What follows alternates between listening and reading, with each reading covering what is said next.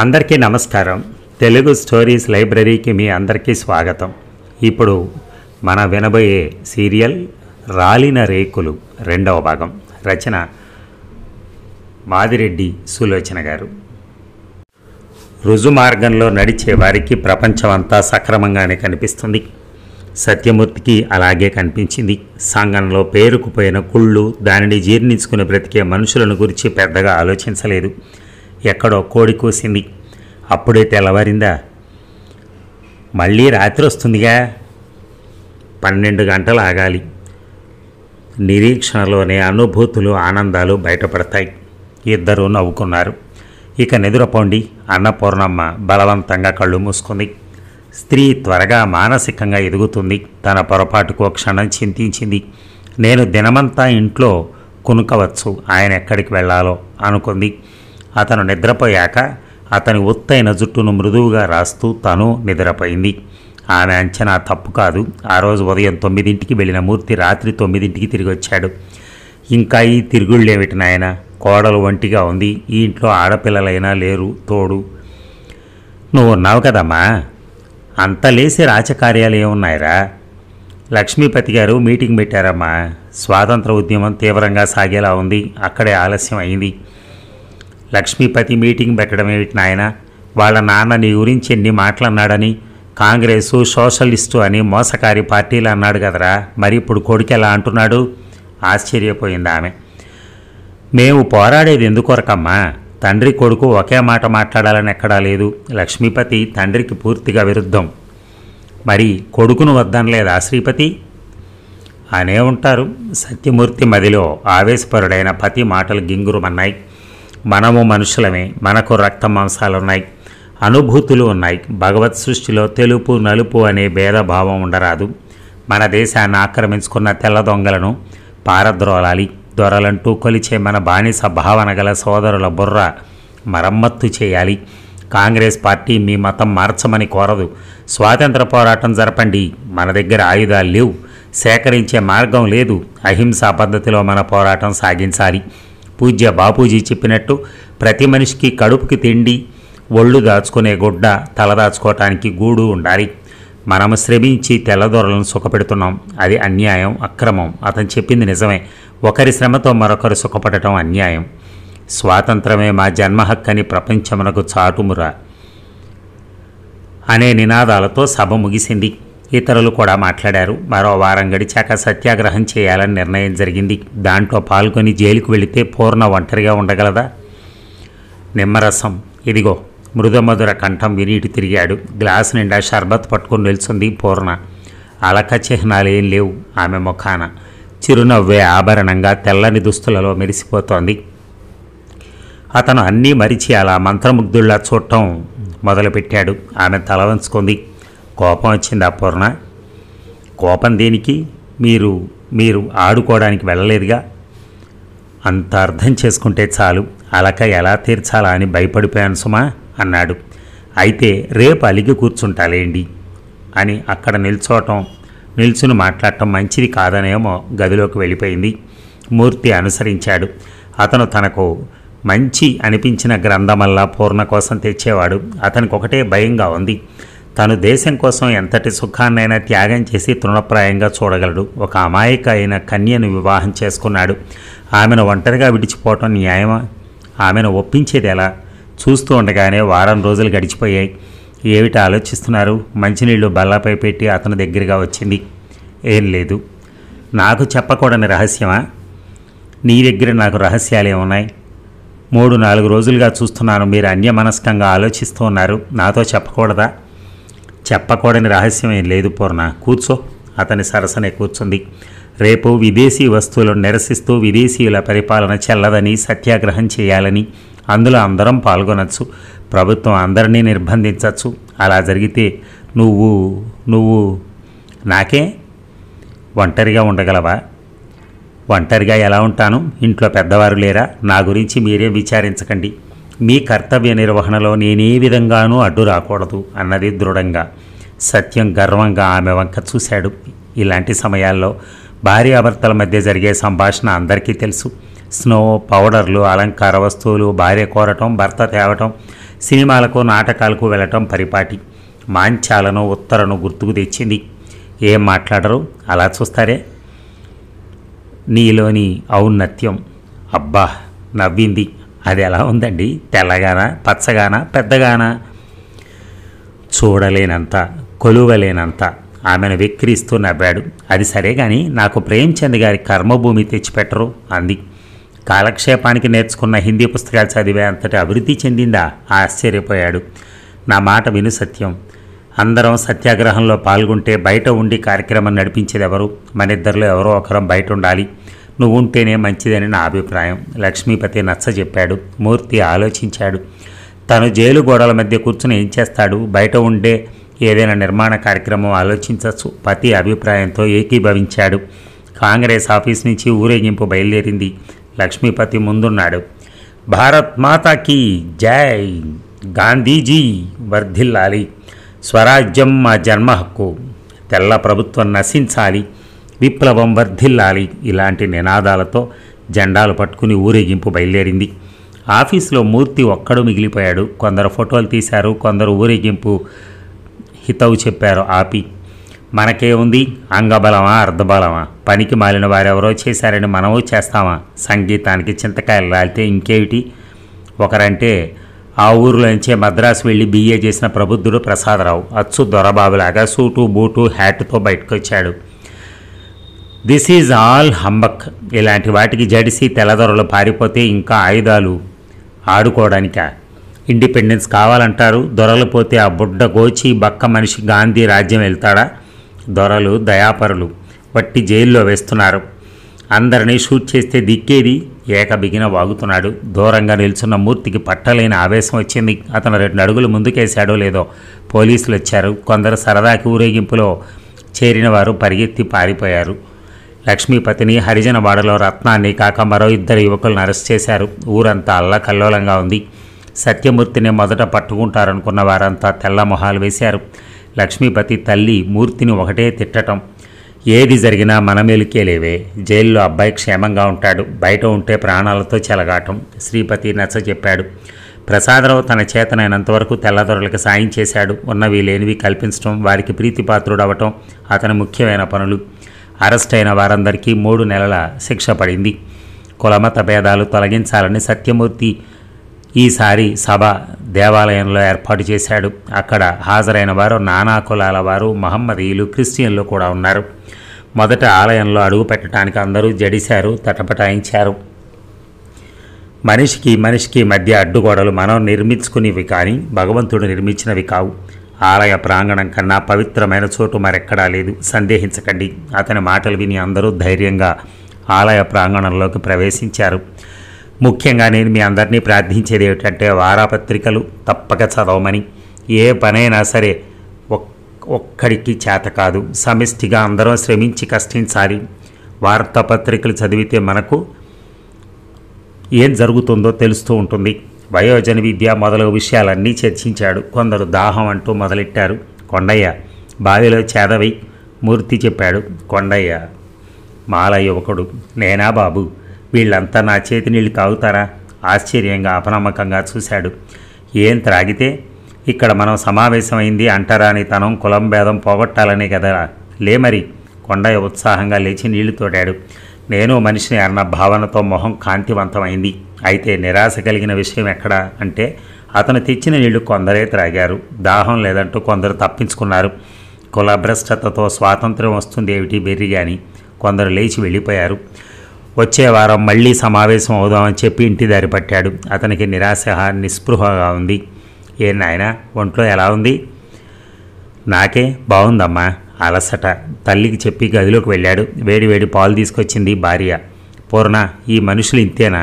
జరిగింది దాచకుండా చెప్పాడు. అంతా విని ఆమె చల్లగా మెల్లగా నవ్వింది. అతని చేతును మృదువుగా నిమిరింది. కులం, మతం, బానిసత్వం ఇవన్నీ మహావృక్షాలుగా పాతుకుపోయాయి. ఒకేసారి పెళ్లగించడం అవుతుందా? ఈరోజు కొందరు హరిజనుని చేతి నీరు త్రాగారు, రేపు మరికొందరు ముందుకొస్తారు. ఆమె చెప్పింది నిజమే అనిపించింది. భార్య ఎంత నిశ్చితంగా ఆలోచిస్తోంది. ఆమె చేతిని హృదయానికి చేర్చుకున్నాడు. కూకటి వేళ్లతో పాతుకుపోయిన కులం అనే మహావృక్షాన్ని ఒకేసారి నరకటం సాధ్యం కాదు. సహనంతో, శాంతితో పని జరుపుకోవాలి. ఆలోచనలో పడ్డారేమిటి? అది కాదు పూర్ణ, నీ అంత లోతుగా ఆలోచించలేకపోయాను సుమా అన్నాడు నవ్వుతూ. చికాకులో ఉంటే ఆలోచనలు రావు. మామగారు దిగులుగానే ఉన్నారు. అదే ఎందుకు పూర్ణ? వరి చేనుకి తెగులట అన్నది నెమ్మదిగా. మీరు అప్పుడప్పుడు వ్యవసాయ పనులు కూడా చూసుకోండి అని చెబుదామనుకుంది. అతడు అన్యదా భావిస్తాడేమోనని ఊరుకుంది. అతను కూడా ఆలోచిస్తూ ఉండిపోయాడు. అమ్మాయి పూర్ణ, సీతమ్మ పిలిచింది. ఏంటత్తయ్య? త్వరగా బయటకు వచ్చింది. అబ్బాయిని ఇలా పిలువమ్మ, రత్నం పెళ్ళాం వచ్చింది. పూర్ణ వచ్చి ఆ సంగతి భర్తతో చెప్పింది. అలాగా, త్వరగా బయటకు వచ్చాడు. దండాలు బాబు. రత్నం భార్య మంగి చేతులు జోడించింది. ఏం మంగి ఇలా వచ్చావు? ఏం చెప్పను బాబు, నేను మా అత్త లక్ష్మీపతి దొరకాడ కూలీ చేస్తుంటివి. ఇప్పుడేమో ఆడి తండ్రి గారు చేయుత్తుండారు. నీ మొగుడు రాజ్యాలు గెలుచుకొచ్చాడు, కూలెందుకు పోవే అని తరిమారు బాబు. దాని కళ్ళల్లో నీరు తిరుగుతోంది. మరేం భయం లేదు మంగి, మా పొలాల దగ్గరికి వెళ్ళు. అలాగే బాబయ్య. 3 రోజుల నుంచి ముసల్ది పిల్లలు ఉపాసాలున్నారు. మూర్తి కడుపులో దేవినట్టయింది. వెంటనే కొన్ని వడ్లు, నూకలు 2 రూపాయలు ఇచ్చి పంపేశాడు. అలాగే బయటికి నడిచాడు. ఇప్పుడెక్కడికి రా? పొలం వరకమ్మా. ఉన్నట్టుండి పొలం మీద గుబులు పెట్టిందేమిట్రా? ఆవిడ నవ్వుతూ అడిగింది. ఆమె నవ్వు చూస్తే సత్యమూర్తికి జాలి కలిగింది. ముసలితనంలో తల్లిదండ్రులకు లభించవలసిన సుఖశాంతులు లభించడం లేదేమో అనిపించింది. ఆలోచిస్తూ పొలం వైపు వెళ్ళాడు. తన చేను చూడగానే అతనికి మతిపోయింది. అందరి చేలు పచ్చగా ఏపుగా ఉంటే తనదేమో వెలవెలబోతూ కనిపించింది. ఎరా, ఈ పక్క మడుల్లో ఏమైనా కాయగూరలు వేస్తే? జీతగాడిని అడిగాడు. పెద్ద బాబుగారు ఏం చెప్పలేదు బాబు అన్నాడు. తండ్రి ఆంతర్యం గ్రహించినంత మూర్ఖుడేం కాదు మూర్తి. ప్రతి పనిని పర్యవేక్షించే యజమానులు ఉండాలి. వృద్ధుడైన తండ్రి పలుసార్లు పొలం వెంబడి తిరగలేడు. రేపు నేను వస్తాను, పనులు ప్రారంభిద్దాం. మీరా బాబు? ఏ, నాకు పనులు రావా? నవ్వాడు. మీరొస్తే మీటింగ్లు ఎలా? సమయాన్ని బట్టి చేద్దాం. పొలమంతా తిరిగి గేదెలకు పచ్చిక కోయించి ఇల్లు చేరాడు. నీకోసం లైబ్రరీ నుంచి ఎవరో 2 సార్లు వచ్చారు రా అబ్బాయి, సీతమ్మ చెప్పింది. అలాగే వెనుతిరిగాడు. విశాఖ నుంచి కాంగ్రెస్ నాయకులు వచ్చారు. విదేశీ వస్త్రాలు బహిష్కరింపజేయాలనే సంకల్పంతో. వీరేనండి సత్యమూర్తి, లైబ్రరీలో ఉండే మస్తాన్ పరిచయం చేశాడు. మీరా, రండి. చాలా సంతోషం. బెజవాడలో ఆంజనేయులు గారు కనిపించి మీ విషయం చెప్పారు. వారు మీకు బంధువులట కదా? ఒక బట్టతల పెద్ద మనిషి అడిగాడు. అవునండి, వారు మా చిన్నమామ గారు. మీరు ఇలా రావటం సంతోషం. రేపు ఉద్యమం సాగిద్దాం. ఈ రాత్రికి విశ్రాంతి కావాలి, మరొక అతను అన్నాడు. వారితో ఒక స్త్రీ కూడా ఉంది. పదండి, మా ఇంటి దగ్గర విశ్రాంతి తీసుకుందరు కానీ. ఇక్కడ హోటల్ లేదా అండి? స్త్రీ ప్రశ్నించింది. లేవండి, మీకు ఎలాంటి సంకోచం వద్దు. రండి. అందరినీ తీసుకుని ఇంటికి వచ్చాడు. అప్పటికి 7 గంటలు రాత్రి. వారిని హాల్లో కూర్చోబెట్టి లోపలికి వచ్చాడు. అమ్మా, అత్తయ్య దీపారాధన చేసి ఏదో చదువుకుంటున్నారు. పూర్ణ, 4 అతిథులు వచ్చారు. భోజనం పడకలు ఇక్కడే, 1 గంటలో తయారవుతుంది అని కాఫీ చేసి పంపనా? అలాగే. అతను బయటకు వచ్చాడు. కేశవయ్య అతిథులతో మాట్లాడుతున్నాడు. అత్తా కోడళ్ళు ఆదరాబాదరాగా వంట చేసి అతిథులకు వడ్డించారు. తెలిసిన వారి వద్ద తమ వద్ద ఉన్న దుప్పట్లు కలిపి పడక ఏర్పాటు చేశారు. అందరూ సర్దుకునేసరికి 12 దాటింది. పూర్ణ మృదువుగా పిలిచి అలసటగా పక్క మీద వాలిపోయాడు సత్యమూర్తి. ఏమిటి పిలిచారు? తలలో మల్లె చెండు సరిచేసుకుంటూ వచ్చింది అన్నపూర్ణ. బాగా అలిసిపోయావు కదూ? ఆ మాత్రం పనికే చల్లగా నవ్వి మంచం చివర కూర్చుంది. నువ్వు బాగా చిక్కిపోయావు పూర్ణ. ఇంకా నీకు వేళాకోళంగా ఉంది. రేపు డాక్టర్ దగ్గరికి వెళ్దాం. పక్కన నవ్వింది. ఎందుకా నవ్వు? రేపు మీకు నాలుక తడుపుకునే తీరుకుంటుందా అని. అవును, అది నిజమే. అమ్మకి చెప్తాను తీసుకెళ్ళమని. వద్దులేండి, ఏదో చెప్పబోయింది కానీ చెప్పలేకపోయింది. ఆమె ముఖంలో రక్తం పొంగుకొచ్చింది. అరే, అంతలా కందిపోయిందే మొహం. అతను లేచి మునివేళ్లతో గడ్డం బట్టి లేపాడు. అలాగే అతని చేతుల్లో ముఖం దాచుకుంది. పూర్ణ, నువ్వు చిక్కిపోవడానికి కారణం తెలిసిందిలే. నవ్వుతూ ఆమె తలను గుండెలకు చేర్చుకున్నాడు. ఏం తెలిసింది చెప్పనా? వద్దు. అతని నుంచి జరిగి దిండుపై మొహం దాచుకుంది. పోనీ మన సంతానం వల్లనైనా మీ నాన్నగారు నీ దగ్గరకు వస్తే అదే సంతోషం. వస్తారంటారా? ఇటు తిరిగి అడిగింది. మొదటి సంతోష ఛాయలు ఆ ముఖాన మాయమయ్యాయి. తప్పకుండా వస్తారు పూర్ణ. ఆమె తల నిమిరాడు. అలాగైతే ఎంత సంతోషం. సీతమ్మ, మీ కోడలు పుట్టింటికి వెళదా? అదేం తండ్రమ్మా, అతని గుండె రాయా. అల్లుడిని ఏ పండక్కి పిలవరా? ఇలా అమ్మలక్కల అత్తగారిని అడగడం తాను వెనకపోలేదు. ఆవిడ జవాబు కోసం ఇబ్బంది పడటం తాను చూసింది. మర్నాడు పొలం పనులు కాదు కదా, కాఫీ కూడా తాగలేదు మూర్తి. ఉద్యమం జోరుగా సాగుతోంది. గాంధీ మహాత్మునికి ఘనదేవతవు నువ్వు, రాట్నవా అంటూ పాడుతూ బయలుదేరారు. విదేశీ వస్తువులు బహిష్కరించాలని నినాదాలు చేస్తూ ఊరు వాడా తిరిగారు. ఆవేశపరులైన యువకులు ఇండ్లలోంచి విదేశీ సరుకులు తెచ్చి నడి బజార్లో తగలబెట్టారు. పోలీసులు వచ్చారు. లాఠీ ఛార్జీలు గల్లంతూ ఆవేశం చల్లారిన వారు ఎవరి దారిన వారు వెళ్ళిపోయారు. అదే సమయంలో ప్రసాదరావు ఇంట్లో జిల్లా కలెక్టర్ ఎడ్విన్కి విందు. కోళ్ళు గోర్లు తెగాయి. విదేశీ సారాయి వచ్చింది. ఎడ్విన్ గర్ల్ ఫ్రెండ్స్ వచ్చారు. ఉదయం ఊరేగింపు చూశారా? ఇంగ్లీష్లోనే సాగింది సంభాషణ. లేదు, అలాంటి పనికి మారినవి చూడటం అంటే కూడా నాకు అసహ్యమే. నీలాంటి వారు ఊరికి 10 మంది ఉన్నాయి. చచ్చు సన్యాసుల ఆట కట్ అవుతుంది. గ్లాస్ తీసుకున్నాడు. అదే వచ్చిన చిక్కు. ఓ ఎస్ అనటం తెలియని వెధవలంతా లీడర్లు. తను మరో గ్లాస్ అందుకున్నాడు. విదేశీ వస్త్రాలు విసర్జించి ఏం కట్టుకుంటారో మనుషులందరూ వారెవరు ఆ కద్దరగుడ్డలు కట్టుకోరు. మనుషులైన వారెవరు కట్టటమా? మా నాన్నగారు కండువా తెచ్చుకుంటేనే నేను పారవేయించాను. రేపు స్పెషల్గా మిలిటరీ వస్తోంది. అప్పుడు వెళ్ళి తమాషా చూద్దాం. మొదట ఏదో కారణంతో ఆ సత్యమూర్తిని జైల్లో త్రోయించండి, బయట గోల తగ్గిపోతుంది. ఓ ఎస్. అతను లేచాడు. అమ్మాయితో చేయగలిపాడు.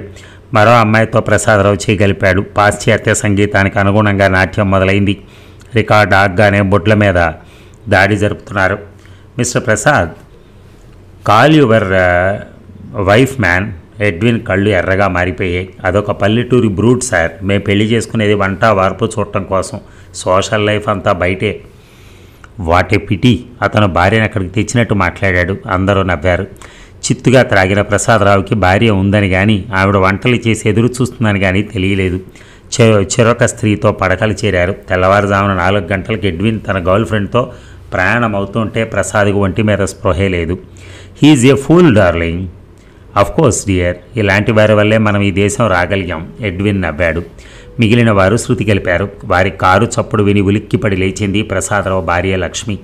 ఆమె మెల్లగా సింహద్వారం దగ్గరికి వచ్చింది. బార్లా తీసుంది. తలుపు భయంగా గడియార వంక చూసింది. 4 గంటలు. తేలిగ్గా నిట్టూర్చి తలుపులేసొచ్చింది.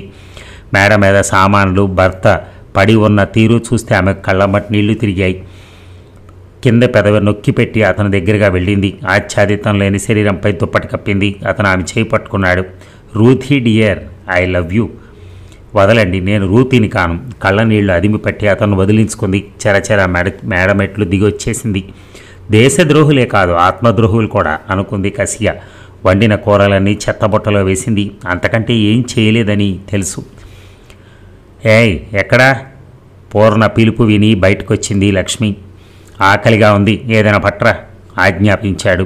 ఆమె ఇడ్లీలు తెచ్చి ముందు పెట్టింది. అతను ఉరిమి చూశాడు. ఈ గొడ్డుగారం ఇడ్లీలు నీ అబ్బకు పెట్టు. ప్లేటు గిరాటు వేసి బయటికి వెళ్ళిపోయాడు. మన భారతీయులది ఒక బ్రతికేనా? దొరలను వారిళ్లను చూడాలి. జీవితం అంటే వారిది. ఏం తినాలో ఏం మానాలో వారికి తెలుసు.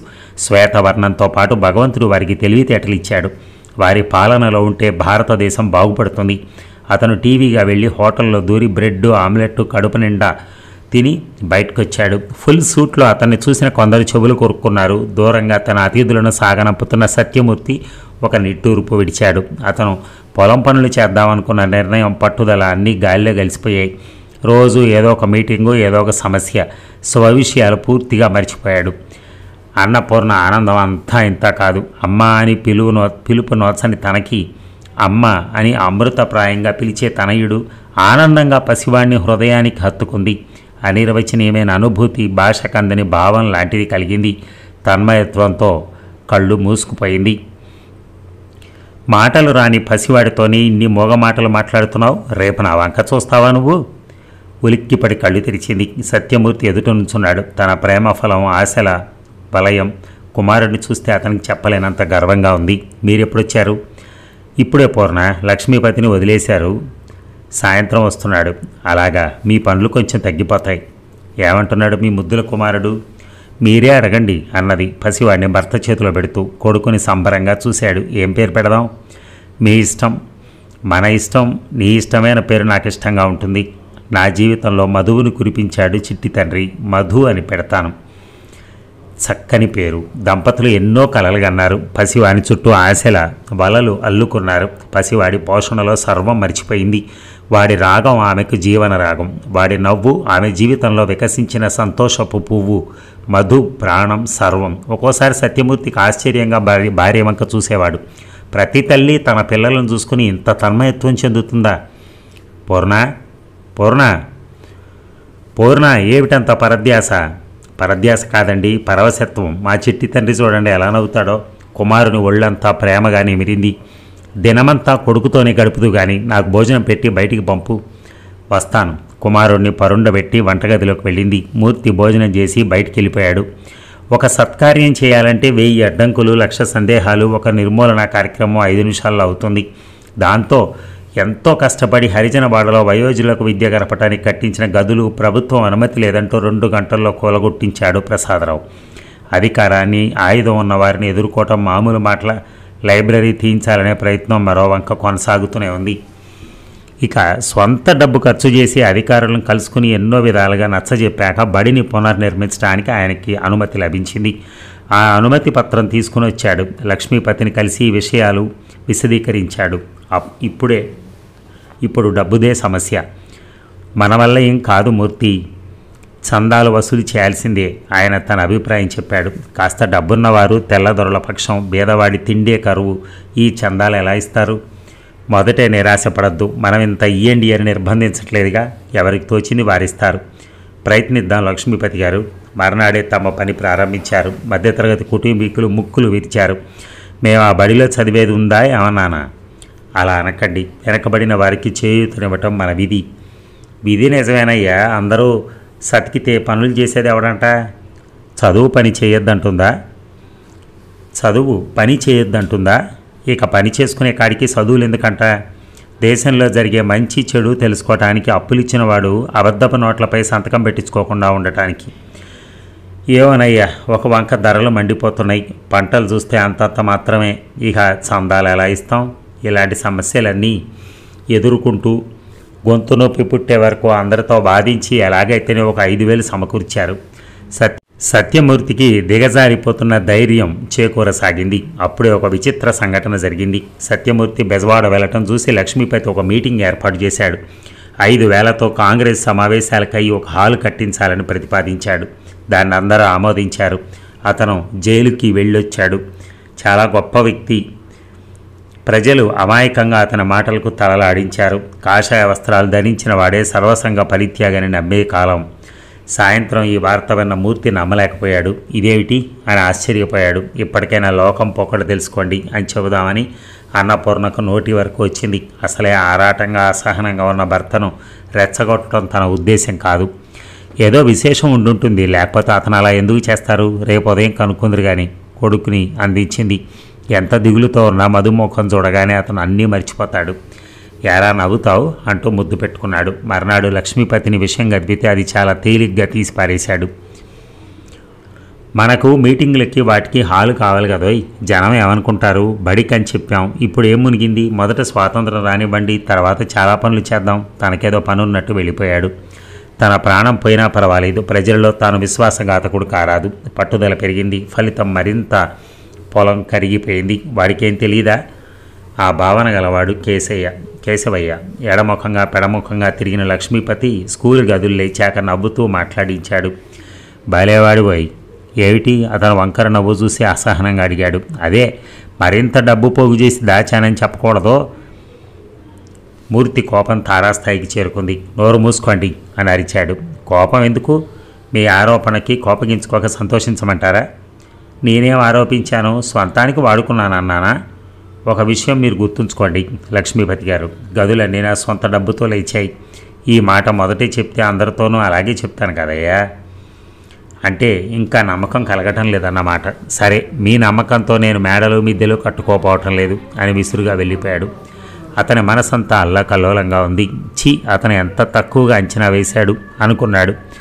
పడుకోబోయే ముందు భార్యతో చెప్పాడు. చూడు పూర్ణ, లక్ష్మీపతి ఎలాంటి మాట అన్నాడో. పోనిద్దరు ఆయన లాంటి వారేమో, ఆయన అలాంటి వారేమో, అందుకే అంత నీచమైన ఆలోచన వచ్చింది, ఓదార్చింది అన్నపూర్ణ.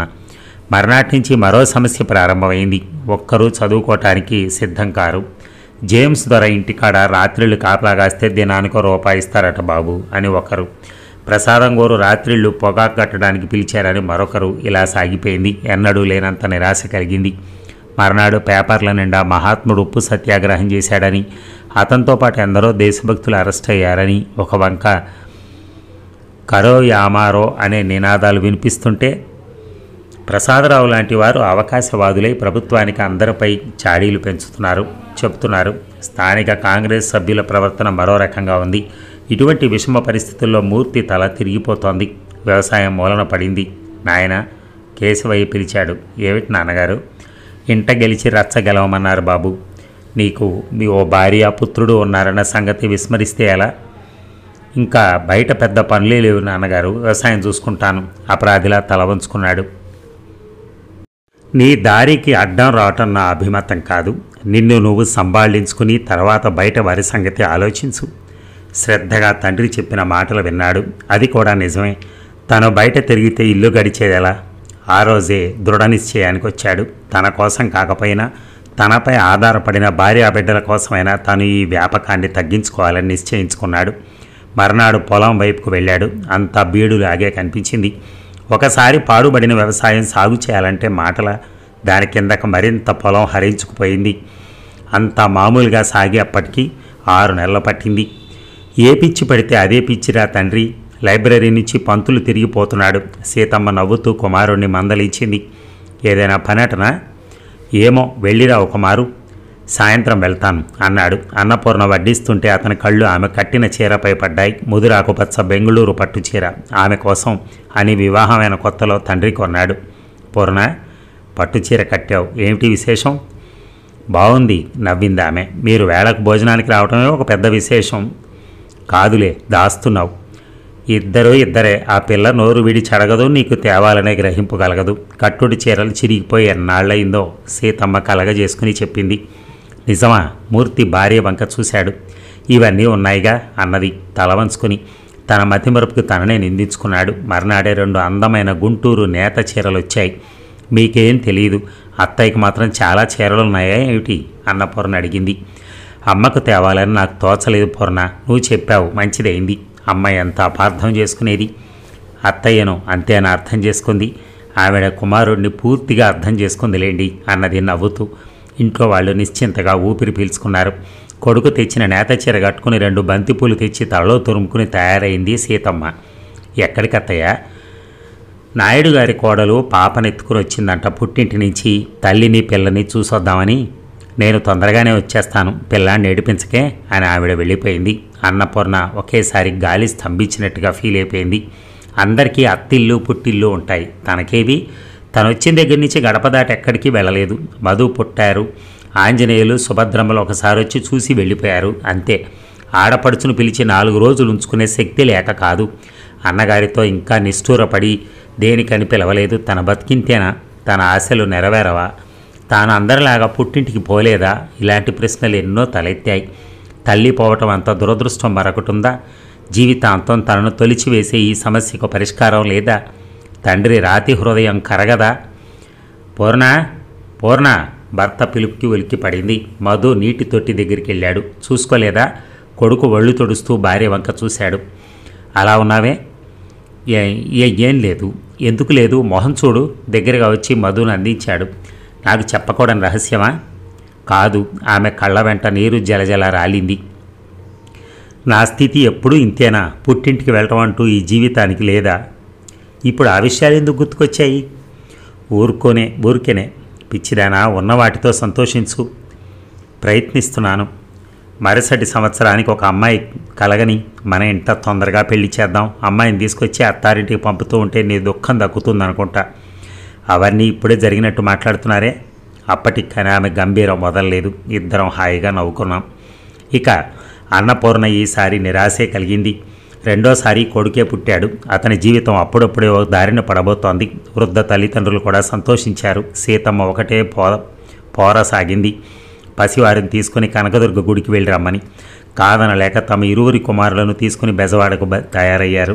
బెజవాడ స్టేషన్ అంతా గల్లంతుగా ఉంది. ఎవరో సత్యాగ్రహం చేశారట, లాఠీ ఛార్జీ జరుగుతోంది, నానా గల్లంతుగా ఉంది. ఈ పరిస్థితుల్లో ఆలయం చేరుకోవటం చాలా కష్టం పూర్ణ. అతను అంటూ ఉండగానే ఓ తెలిసిన అతను కనిపించాడు. మూర్తి, నీ గురించి చాలా పుకార్లున్నాయి. స్వచ్ఛంద సేవాదళాన్ని తయారు చేస్తున్నావట, నిర్దాక్షిణ్యంగా చంపుతున్నారు. నువ్వేదైనా సురక్షితమైన స్థలం చేరుకోవాలి, త్వరగా. ఎటు వెళ్తాడు?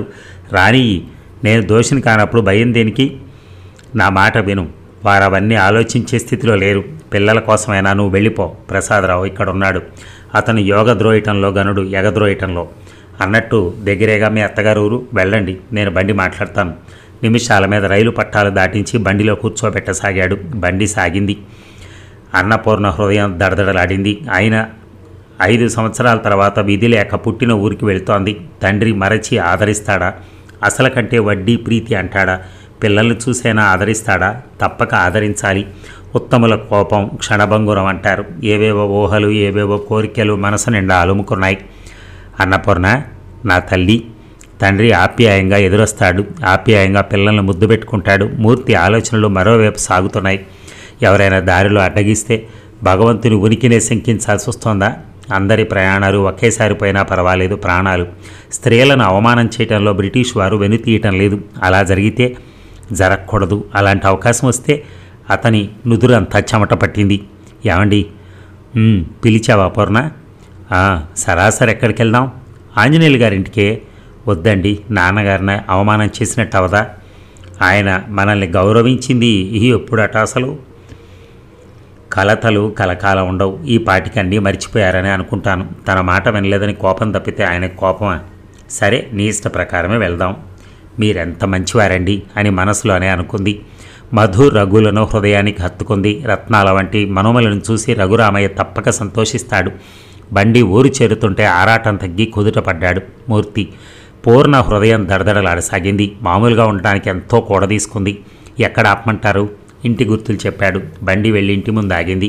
అలికిడి విని రఘురామయ్య బయటకొచ్చాడు. అతని బ్రుకుటి ముడిపడింది. కూతుర్ని గుర్తించడానికి 1 నిమిషం పట్టింది. కొంచెం ఒళ్ళొచ్చింది. వయసుతో పాటు హుందాగా తయారైంది.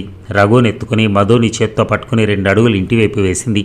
మూర్తి బండివాడికి డబ్బులు ఇస్తున్నాడు. తండ్రిని చూసి ఆనందంగా నవ్వింది. ఆగో నాన్న. నాన్న? ఎవరు నీకు నాన్న? ఏనాడైతే నా మాట కాదని వెళ్ళిపోయావో ఆనాడే నీ నాన్న చచ్చిపోయాడు. ఈ ఇంటి తలుపులు నీకోసం శాశ్వతంగా మూసివేయబడ్డాయి. రఘురామయ్య కంఠం కంచులా మ్రోగింది. ఆ రోజు నాన్నకు తలవంపులు అవమానమని ఆలోచించావా? కుంటివాడికిస్తామని అన్నారా? నువ్వన్నీ మర్చిపోయినా మేము మర్చిపోలా. శారదమ్మను కలగజేసుకుంది.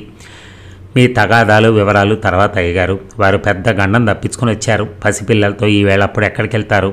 బండివాడు చెప్పబోయాడు. వచ్చేటప్పుడే ఆలోచించుకోవాల్సింది. ఎవరున్నారని వచ్చారో అక్కడికే వెళ్తారు. విసురుగా తలుపులు వేసుకున్నాడు. అన్నపూర్ణ ముఖం పాలిపోయింది. కన్న తండ్రి అతను. అతని రక్తం పంచుకుని పుట్టిన బిడ్డ తను. ఎంత నిర్దాక్షిణ్యంగా ప్రవర్తించాడు. అతని హృదయం కట్టిన శిల. ఎంత అవమానం! అవిరళంగా వర్షించే కన్నీటిని తుడుచుకోవాలని కూడా తెలియలేదు. ఒక చల్లని చేయి తన కన్నీటిని తొడవడానికి ముందుకొచ్చాక గుర్తించింది తన స్థితి. వెళ్దాం పదండి. ఇన్నాళ్ళు ఉన్న భ్రమ తొలగిపోయింది అన్నది అతి మెల్లగా. ఆమె కంఠం వణికింది. ఇలాంటి అవమానం ఏ స్త్రీకి వద్దు అనుకుంది మనసులో. తల్లి చేతిని పట్టుకున్న మధు తోలసాగాడు. వాడిని తీసుకుని భుజంపై వేసుకున్నాడు మూర్తి. అన్నపూర్ణ ఆదరమైన పిలుపు వినిపించింది. వెనుతిరిగింది. ఆంజనేయులు గారు నిల్చున్నారు. చిన్నాన్న.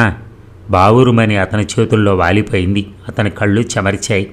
నాకిన్నాళ్ళు ఇంకా పుట్టినిల్లుందని భ్రముండేది. ఇప్పుడు అదంతా తొలగిపోయింది చిన్నాన్న అన్నది బొంగురు కంఠంతో.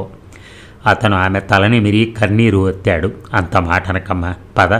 బాబాయి ఇల్లు నీది కాదా? నాకు మాత్రం ఎవరున్నారమ్మా? అతను ఆప్యాయంగా పిలిచాడు. పదమూర్తి. పిల్లలు నిద్రపోయినట్టున్నారు.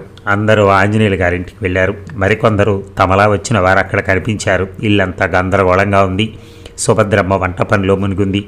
నేను సాయం చేస్తాను పిన్ని.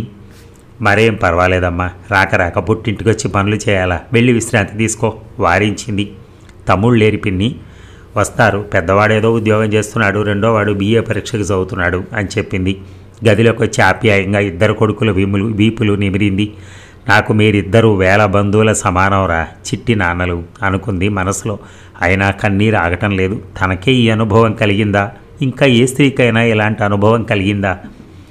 పూర్ణ అన్నది. అవతల అందరూ మాట్లాడుతున్నారు. నాకు తెలుసు నువ్వు అదే మనసులో పెట్టుకుని బాధపడతావని, అందుకే వచ్చాను. ఆప్యాయంగా ఆమె భుజం తట్టాడు మూర్తి. ఇంత అవమానం ఎవరికైనా జరిగిందంటారా? పొంగి వచ్చే దుఃఖాన్ని ఆపుకుంది. పిచ్చిదానా, పురాణాలన్నీ చదివావుగా. ఆదిదేవుని అర్ధాంగి అయిన సతీదేవిని తలుసుకో. ఏం జరిగింది? దేవతలకే తప్పని అవమానాలు మనకెంతమ్మా? కన్నీరు ఒత్తాడు. ఎందుకో నా మనసు కలవరపడుతోంది. అది సహజమేగా. మమతానురాగాలున్న వారే ఇలాగా రాళ్లలా ఉండలేరు అన్నాడు. పిల్లలను చూసి అయినా ఆయనలో కరుడుగట్టిన కాఠిన్యం కరుగుతుందనుకున్నాను. అదంతా మన భ్రమ. అది తొలగిపోయింది. ఎప్పుడొచ్చావు అక్కయ్య? హడావిడిగా వచ్చాడు రాము. తనకంటే బాలుడు ఎదిగిన తమ్ముడిని దుఃఖం మరిచిపోయి సంబరంగా చూసింది. ఇందాకే వచ్చావురా, రా కూర్చో. నమస్కారం బావగారు. నవ్వుతూ కూర్చున్నాడు. వారిని వదిలి తను బయటికి వెళ్ళిపోయాడు మూర్తి. ఎలా ఉందిరా ఉద్యోగం? ఏం ఉద్యోగం అక్కయ్య? ఏదైనా మంచి వ్యాపారం చూడాలనుకుంటున్నాను. ఈ ఉద్యోగంతో నా నాటకాలు మూలపడ్డాయి. ఇంకా నాటకాల పిచ్చి వదలమేట్రా? ఎలా వదులుతుంది? పక్షిని చూస్తే ఓ పక్షిపై పోదామని అనిపిస్తుంది. మన పురాణాలు చదువుతుంటే ఒక్కోసారి నాయకుడిని నేనే అయినట్టు మురిసిపోతాను అక్కయ్య. అది నీలోని నిగూఢమైన కళాతృష్ణరా తమ్ముడు. ఎవరేమనుకున్నా నాకు నటుడిని అవ్వాలనే కోరికను తీర్చుకోవాలనే పట్టుదలగా ఉంది అన్నాడు. అదృష్టవంతుడు ఈ తమ్ముడు. నీ అభిరుచులను అభినందించే తల్లిదండ్రులున్నారు. నిజమక్క, పెదనాన్న చాదస్థం ఇప్పుడే అమ్మ చెప్పింది. ఒక్కరోజు కాకపోయినా మరో రోజైనా గతం మర్చిపోతారనుకున్నాను అన్నది కన్నీటితో. చా ఊరుకో అక్క, ఆయనకి లేని బాధ నీకు మాత్రం దేనికి? ఓరడించాడు. ఆంజనేయులు గారు సుభద్రమ్మ ఎంత ప్రేమగా చూసినా ఏదో వెలితి కనిపించింది. అక్కడ అందరూ మూర్తిని అమితంగా గౌరవించారు. యువకుడు, ఉన్నత భావాలు కలవాడు, దేశభక్తి ఉన్నవాడిని. అవన్నీ ఆమెకు పెద్దగా తృప్తిని ఇవ్వలేకపోయాయి. 3 రోజులుండి పోవాల్సి వచ్చింది. పిన్ని, బాబాయ్ ఏమనుకుంటున్నారోనని యాంత్రికంగా హృదయం కుమ్ము రామల కుమిలిపోతూ నవ్వుతూ తిరిగింది. పరిస్థితులు చక్కబడ్డాయి. తమ ఊరికి బయలుదేరారు. తమ 2 కుమారులు తనకు అంగరక్షకులుగా తప్పటడుగులు వేస్తూ తన 2 చేతులు పట్టుకుని నడుస్తూ ఉంటే, ముందుగా తనకు మార్గదర్శిలా భర్త సాగిపోతుంటే పూర్ణ తన దుఃఖం దూరం నెట్టగలిగింది. తనెంత బేల! ఉన్న ఇంత అదృష్టాన్ని మరిచి లేని దానికోసం ఎందుకు దుఃఖిస్తున్నాను? ఆయన ఏమనుకున్నారో అని కుంచుకుపోయింది. వెళ్ళేటప్పుడు ఆమె హృదయం మబ్బు విడిన ఆకాశంలాగా నిర్మలంగా ఉంది. తన చిన్నారి కుమారులు పెద్దవారైతే తనకు తండ్రిలా అన్నింటా సహాయం కారు. గర్వంగా కుమారులను చూసుకుంది. స్టేషన్ చేరగానే ఇరువురిని ముద్దు పెట్టుకుని ఆమెను చూసి ఆశ్చర్యపోవటం మూర్తివంతయింది. పూర్తిగా పుట్టింటి బంధం తెగిపోయిందని కన్నీరు మున్నీరుగా ఏడుస్తుందేమో. ఎలా ఓరడించాలి అని అతను చాలా విధాలుగా ఆలోచించాడు. అలాంటివి ఏమీ లేకపోగా భార్య కళకళలాడుతూ కనిపించింది. పూర్ణ ఆగిపోయారే, అడగండి అన్నది నవ్వుతూ. నిన్ను ఇలా నవ్వుతూ చూస్తాను అనుకోలేదు. నాకేం కష్టం అని దుఃఖించాలి? గతంలో అమాయకంగా దుఃఖించానేమో. మీరు నా 2 చిట్టి తండ్రులు ఉన్నారు. నాకింకేం కావాలి? ఇంకా చెప్పనా? నవ్వుతూ చూశాడు. ఇంకా దేనికి? నీ అంత అందమైన కూతురు కావాలి, అవునా? అవును, కాదు అనలేదు. నిజంగా ఆమె హృదయంలో కోరిక ఉంది. ఆ కోరికలను పెంచుకోవటం అంత మంచిది కాదని ఇప్పుడిప్పుడే తెలుసుకుంది. పుట్టింటి జ్ఞాపకాలు పూర్తిగా వదిలి అత్తిల్లు చేరింది. అత్తిల్లే స్వర్గంగా, భర్తే సర్వస్వంగా, బిడ్డలే భవిష్యత్తుగా భావించింది. ఆగని కాలం పరుగులు పెడుతూనే ఉంది. కాంగ్రెస్ వారి చేష్టలకు మాటలకు ఎక్కువగా పొత్తు కుదరకపోగా మూర్తి లాంటి యువకులంతా విడిపోయారు. సోషలిస్టు పార్టీ అప్పుడే ప్రారంభమైంది. రామానంద లోహియా, జయప్రకాష్ నారాయణ వంటి ప్రముఖులంతా నాయకత్వం వహించారు. పార్టీ ఏదైతేనే కావాల్సింది స్వాతంత్రం. దేశమంతటా సత్యాగ్రహాలు, స్వాతంత్ర నినాదాలు. రోజుకి ఎందరినో కారాగారంలో పెడుతున్నారు. ఎందరో త్యాగమూర్తులు తమ ప్రాణాలు కోల్పోతున్నారు. అట్టుడికినట్టు ఉడికిపోయే రాజకీయాలు. పూర్ణ, జయప్రకాష్ నారాయణ, అచ్యుత్ పత్వర్ధన్ మొదలగు వారంతా ఈరోజు మీటింగ్కి వస్తారు. వారి భోజనాలు మన ఇంట్లోనే. వచ్చినంత హడావిడిగా పోబోయాడు. 2 వారితో ఇంకెవరైనా వస్తారా? ఇంకా నయ్యం, అడిగావు. అతను వెనుదిరిగాడు. ఇంచుమించు 25 మంది రావచ్చు. మన ఇంట్లో సరుకులు చూసుకోవద్దా?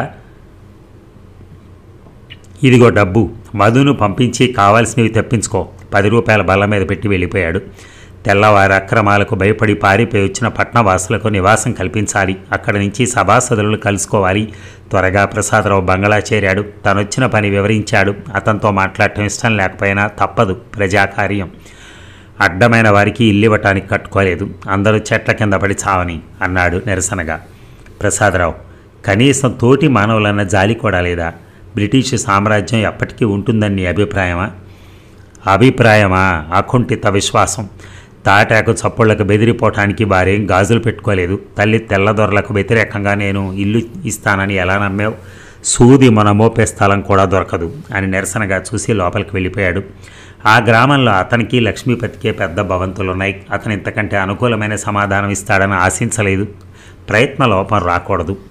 1 గంట క్రితం రావద్దట ఈ మూర్తి. ఇప్పుడే మా బంధువులు వస్తామంటే రమ్మని కబురు చేశాను. తప్పించుకున్నాడు లక్ష్మీపతి.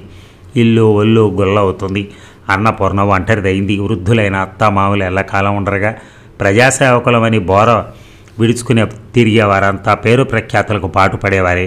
ఆ రోజు తన 2 కుమారుల సాయంతో అందరికీ వండి వార్చింది ఆ ఇల్లాలు. సాయంత్రం సమావేశంలో ప్రముఖులంతా ప్రసంగించారు. స్వాతంత్రం మా జన్మహక్కు, విదేశీ వస్త్రాలు బహిష్కరించాలి, అధికులము అల్పులం అన్న భేదభావం సమసిపోవాలి, మంచి చెడు 2 జాతులు ఉండాలి, జాతి భావం సమసిపోవాలి. ఇలాంటి తీర్మానాలు ఎన్నో జరిగాయి. అవి అమల్లోకి వచ్చినా రాకపోయినా వాటిని మూర్తి విధిగా పాటించాడు. మాటల్లో కాదు, చేతల్లో చూపాలన్నది ఆయన తపన. వారానికి 6 రోజులు సమావేశాలు ప్రచారాలతో సరిపోతుంది. ఏ ఒక్క రోజో తన భార్యాబిడ్డల విషయంలో శ్రద్ధ చూపటం జరిగేది. అన్నపూర్ణకు డిగ్రీలు లేకపోయినా తన బిడ్డలను సక్రమంగా రుజుమార్గంలో పెంచే శక్తి ఉంది. అమ్మా, నేను ఇంజనీర్ చదువుతాను, తమ్ముడు డాక్టర్ కావాలి. మధు ప్రస్తావన. అలాగే బాబు అనుకోగానే సరికాదు, మార్కులు కూడా తెచ్చుకోవాలి నవ్వుతూ చెప్పింది. చూస్తూ ఉండు, తెచ్చుకుంటానో లేదో. పట్టుదల మంచిదే బాబు, శ్రద్ధగా చదువుకోండి. మా శ్రమ తపస్సు అంతా మీకోసమే. ప్రేమగా కొడుకు తల నిమిరింది. రాత్రి 10 గంటలకు హడావిడిగా వచ్చాడు మూర్తి. అప్పటికే పిల్లలు నిద్రపోయారు. భర్తను సాధించడం అన్నది ఆమె నిఘంటువులేనే లేదు. నిజానికి ఆ ఇంటి బాధ్యత ఆమెకు ఒక సమస్యే. పిల్లలకి ఎన్ని కావాలి అవన్నీ జ్ఞాపకం చేస్తూ భర్తకు అడ్డుగా ఉండలేదు. పూర్ణ, ఇంట్లోకి ఏం కావాలో నేను పూర్తిగా నిర్లక్ష్యం చేస్తున్నాను. భోజనం చేసి విశ్రాంతి తీసుకోండి. మీరంతా అలసిపోయి ఉన్నారో మీ కళ్ళే చెప్తున్నాయి. అతనికి వడ్డించింది. భోజనాలు కాగానే దినమంతా పనిచేసి అలసిపోయిందేమో. అన్నపూర్ణ నిద్రపోయింది. మూర్తికి మాత్రం నిద్ర రావటం లేదు. ఉన్నదంతా దేశంలోనే ఖర్చు చేస్తున్నాడు, దేశం కోసం. మధు ఇంటర్ ఫస్ట్ క్లాస్లో పాస్ అయితే అతని చదువుకి ఏదో ఏర్పాటు చేయాలి. తన డబ్బు ఆస్తి దుబారాగా తాగి జూదంలో కానీ జల్సాలకు కానీ ఖర్చు చేయటం లేదు. ప్రజాసేవ కూడా జూదం లాంటిదని అతనికి తెలిసి రాలేదు. స్వార్థపరులు ప్రజాసేవ అనే పదం చాటున లక్షాధికారులు అవుతున్నారు.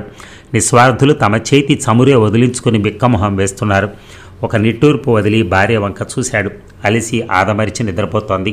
పచ్చని చేతులపై ఎర్రని మట్టి గాజులు, మెడలో మాత్రం తాడు తప్ప మరే నగలు లేకపోయినా ముఖంలో సామ్రాజ్యాలు జయించిన మహారాణి టీవీ అప్సరసలను పోలికిన అందం.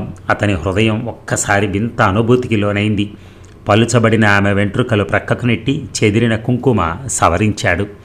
భగవాన్, నాకు రాజ్యాలు పదవులు వద్దు. నాకు నువ్వు ప్రసాదించిన ఈ అమూల్యమైన స్త్రీ చాలు. జన్మ జన్మలకి మేమిరువురం భార్యాభర్తలమయ్యేటట్టుగా ఆశీర్వదించు అనుకున్నాడు. మరుక్షణమే తన భావాలను నవ్వుకున్నాడు. ఆమె చేయి తన చెంపకు చేర్చుకున్నాడు. లేత తమలపాకు వంటి అరచేయి గరుకుగా తగిలింది. అలాగే ఆ చేతిని తన చేతిలో పట్టుకుని నిద్రపోయాడు. మర్నాడు 7 గంటలకి నాన్నగారు అరుస్తూ వచ్చాడు మధు. ఏమిట్రా? ఇదిగో వార్తాపత్రిక. మౌంట్ బ్యాటన్ భారతదేశం వదలటానికి అంగీకరించాడు. ఏది? ఆదుర్దాగా పత్రిక అందుకున్నాడు. భారతదేశానికి స్వాతంత్రం ఇస్తారు, పాకిస్తాన్ని వేరు చేస్తారట. దాన్ని అంగీకరించక ఆనాటి నుంచే పూజ్యులైన గాంధీ గారు సత్యాగ్రహం ప్రారంభించారు. ఆహారం విసర్జించారు. సంప్రదింపులు జరిగాయి. మహమ్మద్ జిన్నా తన పరివారం వదులుకోలేదు. బ్రిటిష్ వారే నిప్పు రాజబెట్టారు. వారు జిన్నాకు సహాయంగా నిలిచారు. ఎందరో ప్రార్థించి ప్రాధేయపడగా గాంధీ గారు తన నిరాహార దీక్షను విసర్జించారు. స్వాతంత్రం వచ్చింది. ఎందరూ బలయ్యారు. త్యాగశీలుర శ్రమకు ఫలితం. గాంధీ గారి కల నిజమైంది. నెహ్రూ గారి శ్రమ ఫలించింది. పటేల్ గారి ప్రతిజ్ఞ నెరవేరింది. దేశమంతటా జై జయ నినాదాలు. ప్రతి ఇంటా పండగే. స్వేచ్ఛా వాయువులు పీల్చి ప్రజలు అంతులేని ఉత్సాహంతో గంతులు వేశారు. జైళ్లలో మరగ్గిపోయిన తమ కుమారులను చూసి తల్లులు కన్నీరు కార్చారు. విడుదలై వచ్చిన భర్తలకు కళకళలాడే ముఖాలతో కాంతలు స్వాగతం పలికారు. స్వాతంత్ర సమరయోధులైన తమ తండ్రులను చూసుకుని పిల్లలు గర్వంతో విజయ గీతకిలా ఆలంపించారు. ప్రతి ఇంటిపై 3 రంగుల జెండా ముచ్చటగా ఎగిరింది. స్వేచ్ఛా వాయువులు పీలుస్తూ ముందుకు సాగిన మూర్తి హఠాత్తుగా ఆగిపోయాడు. ప్రసాదరావు ప్రసాదంపై ఎగురుతున్న పెద్ద జెండాను చూసి ఆగిపోయాడు. కాంగ్రెస్ అంటే కస్సుమనేవాడు, జెండా అంటే చింపి గోచి పెట్టుకోమనేవాడు. ఈరోజేమో జెండా కట్టాడే, ఆశ్చర్యంగా అడిగాడు ఒక ఆసామి. నేను అదే చూస్తున్నాను. భయపడి ఉంటాళ్ళేండి, జెండా కట్టుకోకపోతే స్వాతంత్ర భారతం నుంచి తరిమేస్తారేమో అన్న భయంతో. అతను నవ్వుతూ వెళ్ళిపోయాడు. ఆ సాయంత్రం అందరం సమావేశమై స్వాతంత్ర ఉత్సవాలు జరుపుకోవాలని నిశ్చయమైంది. విజయవాడ నుంచి కొందరు పెద్దలు వస్తామని వాగ్దానం చేశారు. లైబ్రరీ హాల్లోంచి కుర్చీలు తెచ్చి వేదిక వగైరా అమర్చారు. అన్నపూర్ణ రాట్నంతో వడికి నూలుతో దండలు చేసి పెద్దలను సత్కరించడానికి సిద్ధం చేశారు. స్త్రీలు పురుషులు ఆనందంగా వచ్చి వేదిక ముందు కూర్చున్నారు. వధువు లాంటి కుర్రవాళ్లు వాలంటీర్లుగా పనిచేయసాగారు. రావయ్య మూర్తి, అవతల పెద్దలొచ్చారు, ఒక అతను పిలిచాడు. అంతవరకు దేశ నాయకుల ఫోటోలను నూలు మాలలు అమరుస్తున్న మూర్తి అలసటగా చెమట ఒత్తుకున్నాడు. 2 నిమిషాల్లో వస్తాను పద. అతను వెళ్ళిపోయాడు. ముఖం కడుక్కుని బయటకు వచ్చాడు. పెద్దలతో కలిసి వచ్చే వ్యక్తిని పోల్చలేకపోయాడు. ఎక్కడో చూసినట్టు గుర్తు. పరికించి చూసి అడుగు ముందుకు వేయలేకపోయాడు. ఎప్పుడూ ఫుల్ సూట్లో ఉండే ప్రసాదరావు కద్దరు పంచకట్టి లాల్చీ వేశాడు. తలపై గాంధీ టోపీ చుట్టుకున్నాడు. అతన్ని చూసి పక్కున నవ్వాలనిపించింది. మంచితనం, మానవత, సేవాభావం అన్నీ కొరగానివని నిరూపించబడుతున్నాయి. ఈ స్వతంత్ర భారతంలో లక్ష్మీపతి టీవీగా ముందుకొచ్చి వచ్చిన పెద్దలకు ప్రసాదరావును పరిచయం చేశాడు. మూర్తి స్థాణువులా నిలబడిపోయాడు. వందే మాతరంతో సభ ఆరంభం జరిగింది. దాంట్లో ఆవేశంగా స్వాతంత్ర భారతానికి పునాదులు వేసింది బ్రిటిష్ వారికి కాకాలు పట్టిన మహానుభావులే. స్వాతంత్రం మన జన్మ హక్కు. మనిషికి గాలి, నీరు ఎంత అవసరమో స్వాతంత్రం అంతే అవసరం. తెలుపు నలుపు భేదభావాలు, గొప్ప బీద అనే అంతరాలు సమసిపోవాలి. అప్పుడే స్వాతంత్ర భారతదేశంలోని పౌరులు హాయిగా జీవించడానికి సాధ్యమవుతుంది. ప్రసాదరావు ప్రసంగం వినిపిస్తోంది. అక్కడ నిలబడలేక కాళ్ళిడ్చుకుంటూ వెళ్ళిపోయాడు. అన్నపూర్ణ పిల్లలతో తిరిగి వచ్చింది. ఆమెకు తెలుసు భర్త ఎందుకు అలా వెళ్ళిపోయాడో. అరగంట తర్వాత కాఫీ చేసి తీసుకొచ్చింది. ఏమండి, ఇప్పుడే ఇంత డీలా పడిపోతే ఎలా? ముందు నాటకం ఇంకా ఆసక్తికరంగా ఉంటుంది. కాదు పూర్ణ, వాడికి మనస్సు బుర్ర రెండూ లేవా? నిన్నటి వరకు తెల్లవారికి దాస్యం చేసి ఈరోజు కద్దర బట్టలు ఎలా ధరించాడు? వాడిని ఈ లక్ష్మీపతి అంత గౌరవంగా అందరికీ ఎలా పరిచయం చేశాడు? వారంతా అవకాశవాదులు. మీరు కావాల్సినంత సేవ చేయగలరు, 10 మందికి భోజనం పెట్టగలరు. అంతేగాని వారికి ఏ విధంగా ఉపయోగపడరని తెలుసు. అవినీతిగా రేపు 4 డబ్బులు సంపాదించుకోబోయినా అడ్డుకుంటారు. మరి ఇప్పుడు ఎలా? అయోమయంగా చూశాడు. ఏముంది, మన బ్రతుకుతరు వెతుక్కోవటమే. స్వాతంత్రం వచ్చింది, మన కల నిజమైంది. వారితో కలిసిపోవాలంటే ఈనాడే నీతి నిజాయితీ అన్నీ భూస్థాపితం చేయాలి. కాదనుకుంటే వరి అన్నం తింటూ మనిషిగా బతకాలి, అంతే. నిజమే పూర్ణ, ఇంతవరకు మీ గురించి ఆలోచించలేదు. పిల్లల చదువులు, భవిష్యత్తు నిర్లక్ష్యం చేయరాదు.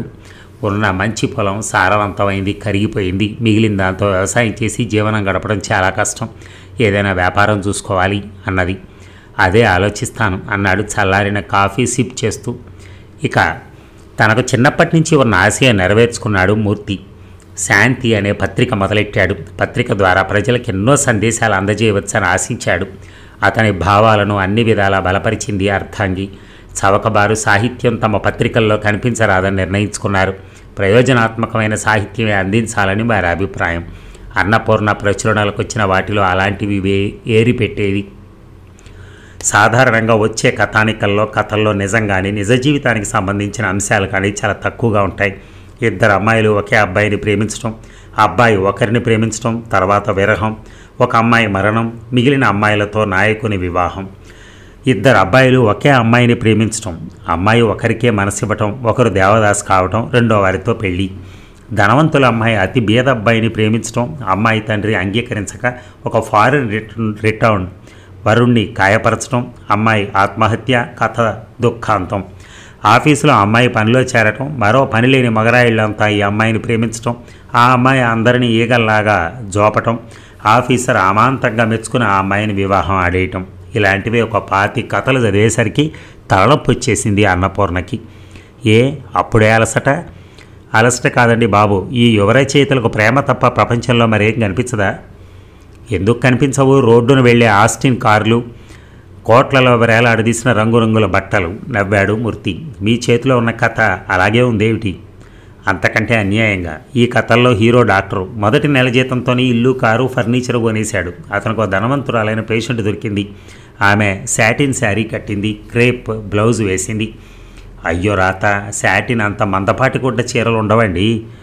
అవి మీ ఆడవారికే తెలియాలి. మొదటి చూపులోనే ప్రేమించాడు, ఏడ్చాడు. ఇద్దరూ నవ్వుకున్నారు. అప్పటికి సమయం రాత్రి 12 గంటలు దాటింది. వారు పత్రిక నడపడం కోసం, మధు చదువు కోసం పట్టణంలో కాపురం పెట్టారు. మధు ఆ ఏడే బిఏలో చేరాడు. పిల్లల చదువులు అవగానే లైట్ ఆర్పేరు. అలసటగా లేచి లైటు ఆర్పివేసింది. వారి ఆశయాలకు తగిన సాహిత్యం ప్రజలకు అందజేయగలిగిన వారు కానీ ఆర్థికంగా బాగా దెబ్బతిన్నారు. చౌకబారు సాహిత్యానికి అలవాటు పడిన జనం సాహిత్యం విలువ గుర్తించలేకపోయారు. ఆ ఇబ్బందులతో పత్రిక సకాలానికి అందజేయలేకపోయారు. పిల్లల చదువుల విషయమే మరో సమస్య. ఫీజులు, తగిన దుస్తులు అమర్చాలి. అది తల్లిదండ్రుల కనీస ధర్మం. పత్రిక ఆగిపోయేటట్టుంది పూర్ణ, నిట్టూర్చాడు మూర్తి. ఓ సత్కార్యం తలపెట్టినప్పుడు కొన్ని సమస్యలు ఎదురవుతాయి. దానికే ఇంత ఇబ్బంది పడితే ఎలా? చల్లని చిరునవ్వుతో భర్తను ఊరడించింది. నా జీవితమే ఒక పెద్ద సమస్యల తోరణంలా ఉంది అని అన్నాడు. జీవితం పూలు పరిచిన రహదారి కాదు. ప్రతి వారికి సమస్యలుంటాయి. నీతి నిజాయితీగా పోవాలనుకుంటే మరిన్ని ఎదురవుతాయి. ధైర్యంగా తట్టుకోవాలి. ఏం ధైర్యమో! ఒకప్పుడు మనతో సహాయం పొందిన వారే ఇప్పుడు పదవుల్లో ఉండి మన మొహం చూడటానికి వెనకంజ వేస్తున్నారు. అది లోక సహజం. మనము తిరిగి వారి సహాయం ఆశించి ఎవరికీ సహాయం చేయలేదు. కొన్ని వ్యాపార ప్రకటనలు మనం అంగీకరించాలి. అంతకంటే మరో దారి కనిపించడం లేదు. సద్విమర్శని నిక్కచ్చిగా చేస్తే సినిమా వారికి కోపం. ఆ సమయంలో భర్త పసితనం మొదలని బాలుళ్లా కనిపించాడు అన్నపూర్ణ కంటికి. మీరు మరీను నవ్వింది. సినిమాల గురించి విమర్శకులకు తెలియకనే ఎంత చెత్త సినిమా అయినా బాగుందని పొగుడుతారా? అది వ్యాపార రహస్యం. ప్రతి అడుక్కి అబద్ధం ఆడాలి కాబోలు. అప్పుడే జీవితం సుఖంగా గడుస్తుంది. నిజానికి అంతే. కాలంతో మనుషుల జీవిత విధానం మారుతుందంటారు. కానీ కొందరు కాలాతీత వ్యక్తులు, వారు ఏ ఎండక ఆ గొడుగు పట్టగల సమర్థులు. మీరొక్కసారి అభిమానం వెనక్కి నెట్టి ప్రసాదరావుతో చేరిపోండి. 1 సంవత్సరంలో లక్షాధికారులు అవుతారు. పూర్ణ, అవునండి. ప్రపంచం నడిచే దారిన మనము నడవాలి. కొత్త దారిలో ముళ్ళ పొదలు, రాళ్ళు, రప్పలు. నువ్వేనా ఇలా అంటోంది? అతని కంఠం తీవ్రంగా మారింది. ఆమె పక్కాలను నవ్వింది. అతను కూర్చున్న కుర్చీ దగ్గరకు వచ్చి అతని కాళ్ళ దగ్గర కూర్చుంది. అతని 2 మోకాళ్లపై తలానించింది. ఆర్ద్రంగా, అత్యంత ప్రేమగా అతని వంక చూసింది. పరిహాసానికి కూడా అవినీతిని అంగీకరించలేను. మరి సుఖం కావాలంటే ఎలా వస్తుంది మీకు? మీరు ధైర్యంగా ఉండండి. అదే నాకు కావాలి. జీవితంలో మనకేమిటి లోటు? ఈ మాటలు నువ్వు హృదయపూర్వకంగా అంటున్నావా? నాలుక చివరి నుంచి చివాలన తలెత్తింది. వద్దు పూర్ణ, నువ్వు అలా చూడకు. నీ చిరునవ్వే నాకు బలం. నీ చల్లని మాటలే నాకు దారి చూపే వెలుగు బాటలు. మనకేం తక్కువ అండి? ఏదో మంచి పని చేయబోతే ఇలాంటి ఇబ్బందులు తప్పవు. ఇంత మంచి మనసు గల మీరు, రత్నాల వంటి బిడ్డలు, కలతలు లేని కాపురం, ఇంకేం కావాలి? నువ్వు బహుచిత్రమైన స్త్రీవి. ఇది కావాలని ఏనాడు అడగవు. అడగకుండానే నా కోరికలు తీరుతూ ఉంటే అడగటం దేనికి? పదండి, భోజనం చేద్దురు. అతనికి చేయూతనిచ్చి లేవదీసింది. ఎంతో కష్టంగా కొన్ని ఉన్నా వ్యాపార ప్రకటనలు అంగీకరించాడు. తన మనసుకు కష్టంగా ఉన్నా ఎలాంటి చెత్త సినిమా అయినా సరే బాగుందని పబ్లిసిటీ ఇవ్వటం మొదలెట్టాడు. తన విధానం కొంచెం మార్చుకుని ప్రేమ కథలు, ఊహాలోకంలో విహరించే కథలు ప్రచురించడం ప్రారంభించాడు. దాని ఫలితం బాగానే కనిపించింది. పత్రికకు బాగా సర్క్యులేషన్ పెరిగింది. ఆర్థికంగా కొంచెం మెరుగు స్థితిలోకి వచ్చారు. అన్నపూర్ణకు భర్త బాలకం ఒక సమస్యగా తయారైంది. ఏదో ఆలోచిస్తున్నారు, ఎటో చూస్తాడు. ఎక్కువ సమయం ఒంటరిగా గడపాలని అనుకుంటారు. ఎన్నడూ లేనిది మధ్య పిల్లల్ని కసురుకుంటున్నారు. ఆ రోజు దీపావళి పండగ.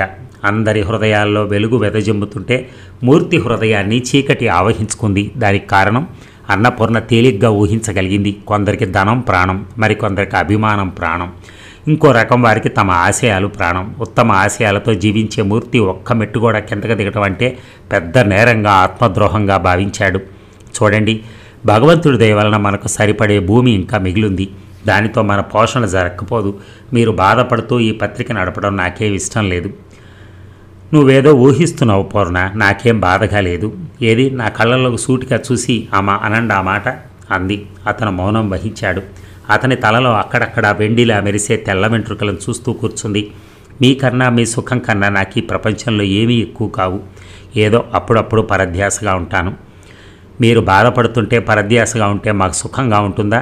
ఎంత వెర్రివారండి. పదండి మన ఊరు వెళ్ళిపోదాం బలవంతం చేసింది. భార్య మాటల్లో కొంత సత్యం ఉన్నా విననట్టు ఊరుకున్నాడు. మీలాంటి వారు ఇలాంటి ప్రకటనలు చేయటం బాగుండదండి, అదంతా ప్రజలను మోసం చేయటమే అని ఉత్తరాలు రాసాగాయి. ప్రతిరోజు అలాంటి అర్థం స్ఫురించే ఉత్తరాలే ఒకటి రెండు వచ్చేవి. అతనికి మనశ్శాంతి కరువైంది. అలాంటి పరిస్థితుల్లో పనిచేయటం చేత కాదని తేలిపోయింది. ఎంత ఉత్సాహంగా పని ప్రారంభించాడో అంత నిరాశగా పేపర్ ఎత్తేశాడు. పత్రికాఫీసు మూసేశాడు. అతని తలపై నుంచి చాలా భారం తగ్గిపోయింది. మధుని హాస్టల్లో చేర్పించి రఘుతో ఊరు చేరారు. దాంతో రఘు చదువు కొంచెం కుంటు పడకపోలేదు. తల్లిదండ్రులు బాధపడినా చేయగలిగింది కూడా ఏమీ లేదు.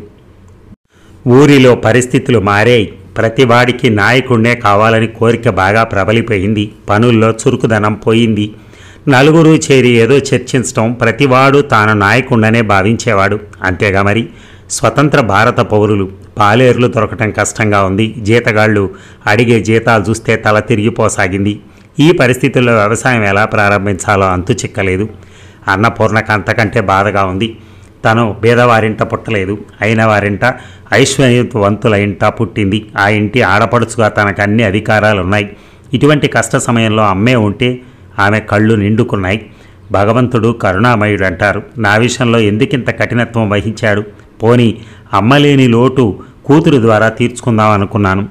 ఆ భాగ్యము కరువైంది అనుకుంది. తను ఉన్నవారి ఆడపడుచు అయినా భర్తకెట్టి సహాయం చేయలేదు. అన్నపూర్ణ ఆశ్చర్యంగా చూశాడు. మూర్తి, కంట తడి పెడుతున్నావా? కష్టాలు కలకాలం ఉండవు. చచ, మీరు నన్ను అపార్థం చేసుకుంటున్నారు. మనకిప్పుడు ఏం కష్టమని? నేను ఇంట్లో కూర్చుని సుఖంగానే ఉన్నాను. మీరే శ్రమ పడుతున్నారని. పోనీ అమ్మకు తాతగారిచ్చిన పొలము డబ్బు ఉండాలి, అవి న్యాయంగా నాకే చెందాలి కదండి. అతను దగ్గరగా వచ్చి ఆమె రెండు చేతులపై చేతులు వేశాడు. కళ్ళు కలుపుతూ అడిగాడు, ఎంత అమాయకంగా మాట్లాడావు పూర్ణ. నీకు న్యాయంగా రావాల్సినవి ఇంకెన్నో. కనీసం అభిమానంగానైనా చూడని తండ్రిని వెళ్ళి నీ హక్కుల కోసం అర్థిస్తావా? ప్రతి వారికి ఒక దశలో ఇలాంటి ఇబ్బందులు వస్తాయి. నిలదొక్కుకోవటం మన వంతు. అప్పుడే మనిషి అసలు రూపం తెలుస్తుంది. ఇప్పుడు ఎలా? ఆలోచిద్దాం, నువ్వు నిశ్చింతగా ఉండు అని ఒకరినొకరు ఊరడించుకోవటం వారికి అలవాటు. అతనికి భార్య స్నేహితురాలు, కష్టసుఖాలు పంచుకునే ఆత్మీయురాలు. అతను ఆమెను ప్రియబంధు. ఆర్థిక ఇబ్బందులు ఏమున్నా నువ్వు ఏం తెచ్చావు, నీతో నేను ఏం సుఖం అనుభవించాను, అందరికీ ఉన్న అత్తగారి లాంటి లాంఛనాలు గౌరవ మర్యాదలు కూడా లేవు అని అతను ఎప్పుడూ అనలేదు. అది లేదు ఇది లేదు అని, కావాలి అవి కావాలి, పలానా వారు కొత్త రకం నగలు చేయించారు అని ఆమె కూడా వేధించలేదు. వారి ఆదర్శాలే ఆభరణాలుగా జీవించారు. ఎంతో శ్రమపడి జీతగాళ్లను కుదిర్చాడు. వ్యవసాయంలోని లోటుపాట్లు అందరికీ ఏం తెలుసు? ఒకరైనా ముద్ద మింగేటప్పుడు ఆ ముద్ద కోసం ఎంత శ్రమో ఆలోచించరు. అంత శ్రమపడినా ప్రకృతి కరుణించకపోతే వ్యవసాయదారుని పెట్టుబడి కూడా గంగపాలే. అది ఎవరు ఆలోచించారు? మొండి ధైర్యంతో ముందుకు సాగారు.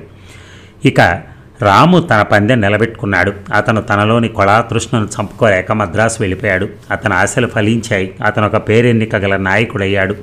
ఆంధ్రుల అభిమాన నటుడయ్యాడు. తనను ప్రేమాదరణతో చూసిన తమ్ములన్నా బాబాయ్ అన్నా చాలా గౌరవం. రాము అభివృద్ధి చూసి చాలా ఆనందించింది. ఒకరోజు ఆంజనేయ దంపతులు వారిని చూసిపోవటానికి వచ్చారు. పిన్ని అంది కంట తడి పెట్టుకుని. ఊరుకో తల్లి, బావగారింత బండరాయిలాగా ఉండిపోతారనుకోలేదు. వయసుతో పాటు పట్టుదల పెరిగిపోతుంది అనుకోలేదు. ఆప్యాయంగా తలనిమిరింది. మీరొచ్చారు, అదే చాలు పిన్ని అన్నది సంతోషంగా. ఏమై రఘు, ఎలా చదువుతున్నావు? ఆంజనేయులు ప్రశ్నించాడు. బాగా చదువుతున్నాను తాతయ్య, నేను డాక్టర్ని అవుతాను తెలుసా అన్నాడు. రఘు పసి వయసు కలలో జీవించే కాలమది. అసూయ ద్వేషాలు మంచి చెడు ఏమీ తెలియని వయసు. ఒక్కొక్కసారి బాల్యం అంత అందమైంది కాలం మరిక రాదేమో అనిపిస్తుంది అందరికీ. అలాగే చదువు, మా ఊళ్ళో ప్రాక్టీస్ పెడుతూ కానీ నవ్వుతూ దగ్గరికి తీసుకున్నాడు. 2 రోజులు పండగలా గడిచిపోయాయి. మూర్తి, ఎలా ఉంది వ్యవసాయం? మామూలుగానే ఉందండి, వచ్చే ఏటికి నిలదొక్కుకోవచ్చు అన్నాడు. ఆంజనేయులు గారు ఒకసారి అల్లుడు వంక మరోసారి కూతురు వంక చూశారు. నేను ఒక మాట చెప్తాను, వింటారా? చెప్పండి, సందేహం ఎందుకు? రాముడు లక్ష్మణుడు ఇద్దరు మద్రాసులో స్థిరపడిపోయారు. అక్కడే వ్యాపారం చేస్తారట. మీరు వారితో కలవండమ్మా. మీరంతా సమస్యలు లేక సుఖంగా బతికితే చూడాలనుంది. మీ అభిమానానికి చాలా కృతజ్ఞతలు చిన్నాన్న. మా దగ్గర పెట్టుబడికి డబ్బు మాత్రం ఉండద్దు. అదంతా ఆలోచించాం అమ్మాయి. సినిమా లాంటి పెద్ద పెద్ద వ్యాపారాలు ఒకరి వల్ల అయ్యే కావు. మీరంతా కలిసి చేసుకుంటే పెద్ద మొత్తాలు అవసరం ఉండవు. ఆలోచించుకోండి అమ్మ, మీరంతా సుఖపట్టమే మాకు కావాలి, నిండు హృదయంతో నిర్మలమైన మనసుతో వారు చెప్పారు.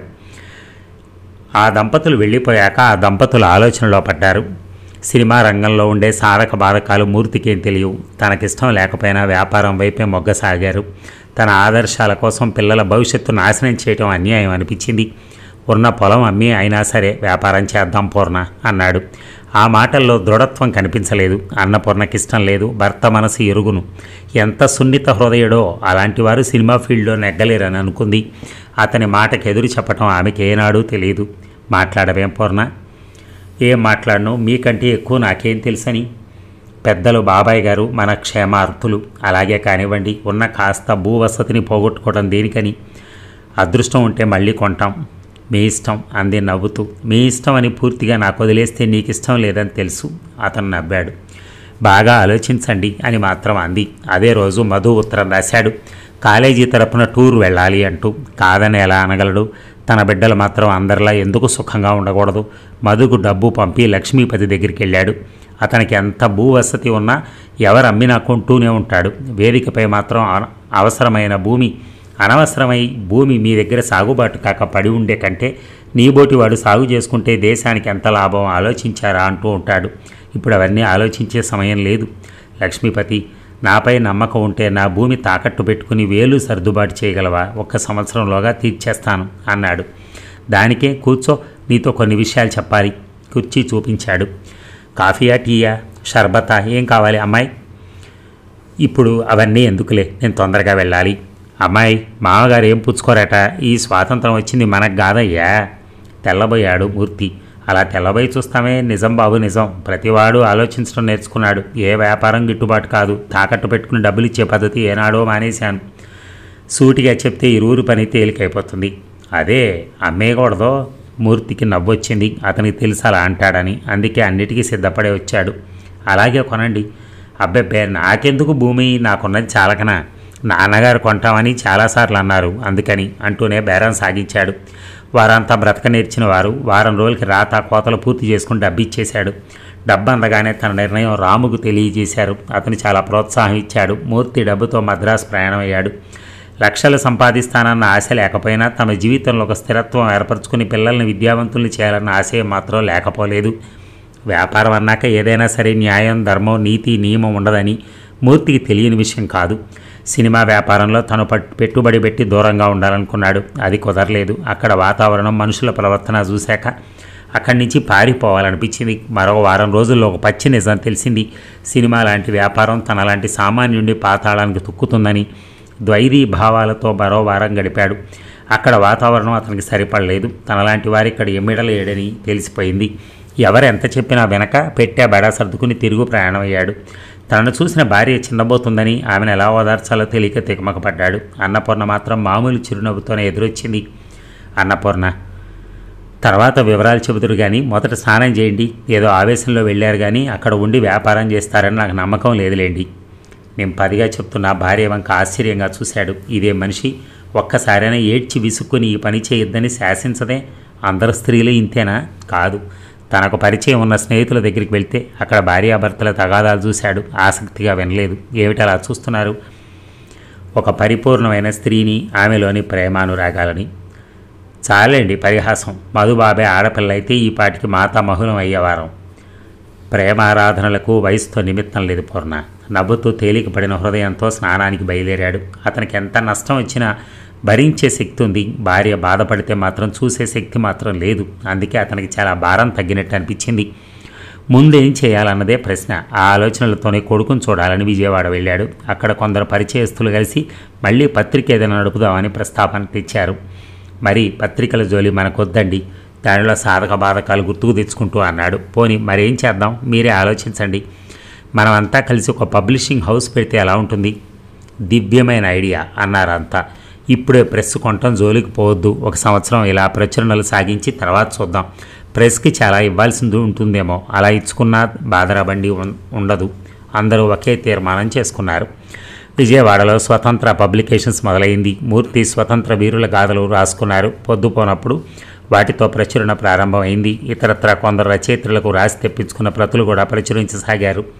తొలి ప్రచురణలు అమ్ముడుపోయిన నాడు మూర్తి అందరికీ ఒక మంచి సందేశం అందజేశాడు. మనం 2 విషయాలు ఎప్పుడు గుర్తుంచుకోవాలి. ఒకటి, ఏ రచయితకు రచయిత్రికి కానీ మన సంస్థ పట్ల అపనమ్మకం కలగరాదు. ఆశలు చూపి మోసం చేయకూడదు. 2, ప్రచురించాలిగా దాన్ని చౌకబారు సాహిత్యం ప్రచురించి ప్రజల నెత్తిన రుద్దకూడదు. మనకు కొన్ని ఇబ్బందులు ఎదురవుతాయి, పర్వాలేదు. అందరూ దానికి అంగీకరించారు. మళ్ళీ అతని మఖం విజయవాడకు మారింది. అన్నపూర్ణ సంతోషించలేదు, విచారించలేదు. ఇప్పటికైనా జీవితంలో ఒక స్థిరత్వం ఏర్పడితే బాగుండు అనుకుంది. 2-3 నెలల్లో మరో ఆలోచనలకు తావు లేకుండా లేనంత ఉక్కిరిబిక్కిరిగా పనుంది. ఆ తర్వాత తమ పనిలో నమ్మకం కుదిరింది. ఎవరో ప్రచురణార్థం పంపిన వ్రాతప్రతులు చూస్తున్నాడు మూర్తి. అయితే అతని దృష్టి అక్కడ లేదు, బయటకు చూస్తూ కూర్చున్నాడు. అతని కోసం నిమ్మరసం తీసుకుని వచ్చింది ఆమె. 5 నిమిషాలు అలా నిల్చున్న అతను తిరిగి చూడలేదు. ఏమై ఉంటుంది? ఏమండి, ప్రతులు చదువుతున్నారా లేక ప్రకృతి అందం చూస్తున్నారా? ఓ, నువ్వెప్పుడొచ్చావు పూర్ణ? నవ్వుతూ ఇటు తిరిగాడు. ఆమె నవ్వుతూ రసం అందించింది. ప్రతులు చదువుతూ అప్రయత్నంగా పారుతున్న నీటి కాలువ వంక చూశాను. దానిలో కొట్టుకుని వస్తుంది ఒక చిన్న పురుగు. చాలా దూరం నుంచి ప్రయత్నం చేస్తోందిలా ఉంది. ఇప్పుడే ఒక ఎండుటాకు బండరాయైనా దొరికాయి. ప్రవాహం నుంచి దరి చేరుకుంది. దానికి మన జీవితాలకి ఎంతో పోలిక ఉంది కదూ. ఆమె అతని మాటలు వింటలేదు. తదేకంగా భర్త వంక చూడసాగింది. మేము పెద్దవాళ్ళం అవుతున్నాం అనుకుంది. పూర్ణ, ఏమిటి ఆలోచన? ఏం లేదు. అక్కడి నుంచి బయటకు వచ్చేసింది. ఇక ఇంజనీర్ అవుతాడనుకున్న మధు రిజిస్టర్ ఆఫీసులో పనిచేస్తున్నాడు. ఆ దంపతులు ఎప్పుడూ అసంతృప్తి చెందలేదు. జీవితంలో అనుకున్నవన్నీ నెరవేరువు అన్న సత్యం ఇద్దరికీ తెలుసు. మధుకి కొత్త బాధ అనిపించినా క్రమంగా మర్చిపోయాడు. టాల్స్టాయ్ కథలు కొన్ని తెనుగించాలని పూనుకున్నాడు సత్యమూర్తి. 11 కావస్తుంటే ఇక ఆ రోజు పని ఆపి పడుకుందామని తన మంచం దగ్గరికి వెళ్ళాడు. మంచం దగ్గర చాప వేసుకుని ఏదో కుడుతూ కూర్చుంది భార్య. నువ్వింకా నిద్రపోలేదా? మీ దాకా రాని నిద్ర నా దగ్గరికి ఎలా వస్తుంది? చేతిలో వస్తువు కుర్చీలో పెట్టింది. బాగుంది, నవ్వాడు. ఉదయం శ్రీరామ్మూర్తి ఏదో సంబంధం తెస్తే మీరు మాట్లాడలేదేమిటి? అంటే నీ ఉద్దేశం పెద్దబాబుకి అప్పుడే పెళ్లి చేసేద్దామనా? అప్పుడే అంటున్నారు? మీ అబ్బాయికి 16 ఏళ్ళేమిటి? మా అబ్బాయికి 16 కావు, కానీ మా ఆవిడ చాలా చిన్నది. 40 దాటక పూర్వమే నాయనమ్మ కావటం నాకు ఇష్టం లేదు అన్నాడు పరిహాసంగా. పోనీ ఆవిడకి ఇష్టమైతే? ఏమిటి పూర్ణ నువ్వు అంటున్న విషయం? నిజం. ఈ ఇంట్లో ఒంటరిగా ఉండి చాలా విసుగొచ్చింది. అమ్మ అని పిలిచి జడ వేయించుకుని శృంగారం చేయించుకునే కూతురు ఎలాగూ లేదు. బాబు వివాహం చేస్తే ఆ కొరత తీరుతుంది. నట్టింట ఆడపిల్ల తిరుగుతుంటే చూడాలనుందండి. ఎంతో ప్రేమగా మల్లె మొక్క పెంచాను. రోజు పూలు పూసి నేల రాలిపోతున్నాయి. వాటికి సార్థకత లభించాలంటే ఈ ఇంట్లో ఆడపిల్ల తిరగాలి. ఆమె చెబుతుంటే ఆమె కళ్ళల్లోని కాంతులకు అతను ఆశ్చర్యపోయాడు. ఆమె కూతురు కావాలని నిగూఢమైన కోరిక అంత బలంగా ఉందా? ఏం మాట్లాడను? ఆ వచ్చే అమ్మాయి నీకు కోడలన్న సంగతి మర్చిపోకు. కూతురుగా మార్చుకుందాం. సాధ్యమా? ప్రేమతో సాధించలేనిది ఏమీ లేదు. సరే, నీకు అంత సంతోషం కలిగించే విషయం నాకు మాత్రం ఆనందదాయకం కాదా? వారికి నిజంగా మన అబ్బాయికి వారి అమ్మాయిని ఇవ్వాలనుకుంటే మళ్ళీ కబురు పంపుతారు. వెనక్కి వాలి దిండుపై చేరబడ్డాడు. అన్నపూర్ణ చాపపై నుంచి కొంచెం ముందుకు జరిగి భర్త పాదాలున్న చోట తలవాల్చింది. ఇదేం పని? నాకు ఈ చోటు చాలా పవిత్రమైంది, ఇష్టమైంది. తన్మయత్వంగా చెప్పుకుపోసాగింది. మరో జన్మంటూ ఉంటే అప్పుడు మీరే నా జీవితం కావాలి. పూర్ణ, అతను ఆమె తలపై చేయి వేశాడు. ఆ కోరిక నాది పూర్ణ. నీ చల్లని చిరునవ్వు వెన్నెలను మరిపిస్తుంది, అమృతం కురిపిస్తుంది. అది అనుభవించడం ఒక జన్మకి అలవి కాదు. జీవిత చరమ గడియల వరకు ప్రతి విషయంలోనూ నాకిలాగే చేయూతనివ్వాలి. తప్పకుండా. తన తలపై ఉన్న అతని చేతిని పెనవేసుకుంది. ప్రయాణం చేస్తున్నట్టుగా గట్టిగా పట్టుకుంది. ఆ తన్మయ అవస్థలో అలాగే నిద్రపోయింది. తెలియదు. అలవాటుగా 4 గంటలకు మేల్కొన్న మూర్తి ఒక్క ఉరుకున లేచాడు. అయ్యో, పూర్ణ నడుము ఎంత వంగిపోయింది అనుకుని మెల్లగా లేవనెత్తి తన మంచంపై పడుకోబెట్టాడు. ఆమె ఆదపరిచి నిద్రపోతోంది. ఆమె పెదాలపై వెలిగే చక్కని చిరునవ్వు చూసి తను నవ్వుకున్నాడు. అత్తగారి నవ్వుతాననే ఆదమరుపు కాబోలు. ప్రభు, ఆమె ఆశయాలకు సహకరించు అనుకున్నాడు. అందంగా హుందాగా ఉన్న మధుకి తమ కుమార్తెని ఇవ్వటానికి అందరూ ముందుకొచ్చారు. పోటీలపై కట్నాల ధర చెప్పారు. మా అబ్బాయిని సంతలో పెట్టి బేరం చేస్తామా? మాకు నచ్చిన అమ్మాయి ఇంటి కోడలుగా వస్తుంది అన్నది. తెలిసిన బంధువులు చాలా సంతోషపడ్డారు. మీ గుణం గొప్పది అన్నపూర్ణమ్మ. రామనాథం అభినందించాడు. అతనికి పెళ్ళిడొచ్చిన కూతురుంది. ఇందులో నా గొప్పేం లేదు. కట్నాలకి కానుకలకి మన జీవితాలను నేలమట్టం చేస్తున్నాయి. అది నిజమే. అంత ఆలోచన ఎవరికి ఉంటుందమ్మా? శ్మశానంపై తమ మేడలు లేపే రోజులు. మరి మనం మనం బంధువులం. మా అమ్మాయి జయశ్రీని ఒకసారి వచ్చి చూసుకోండి. అలాగే మీరంతగా ప్రాధేయపడాలా? అమ్మాయి సరళ స్వభావురాలైతే చాలు, ఆడబిడ్డలు లేని కొరత తీరుతుంది. ఆ విషయం మీరు చెప్పాలా? అమ్మాయిని ఎంత బాగా పెంచామో మీకు తర్వాత తెలుస్తుంది అన్నాడు వినయంగా. చాలా సంతోషం. ఆ తర్వాత రామనాథం వచ్చి మూర్తి దంపతులను ఆదరంగా తీసుకెళ్లి తమ వారిని పరిచయం చేశాడు. వారి ఆదర అభిమానాలకు చాలా సంతోషించారు. వారి అమ్మాయి అందచందాల్లో, చదువుల్లో అన్నిటా తమకు తగిన కన్యగానే కనిపించింది. అన్నిటికన్నా ముఖ్యంగా మధుకి నచ్చింది.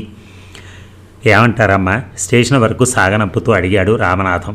చాలా మంచిది అంటాను. మన బంధుత్వం శాశ్వతం కావాలని కోరుకుంటాను అన్నది అన్నపూర్ణ మగ పెళ్లి వారం అన్న డాబు దర్పం చూపకుండా.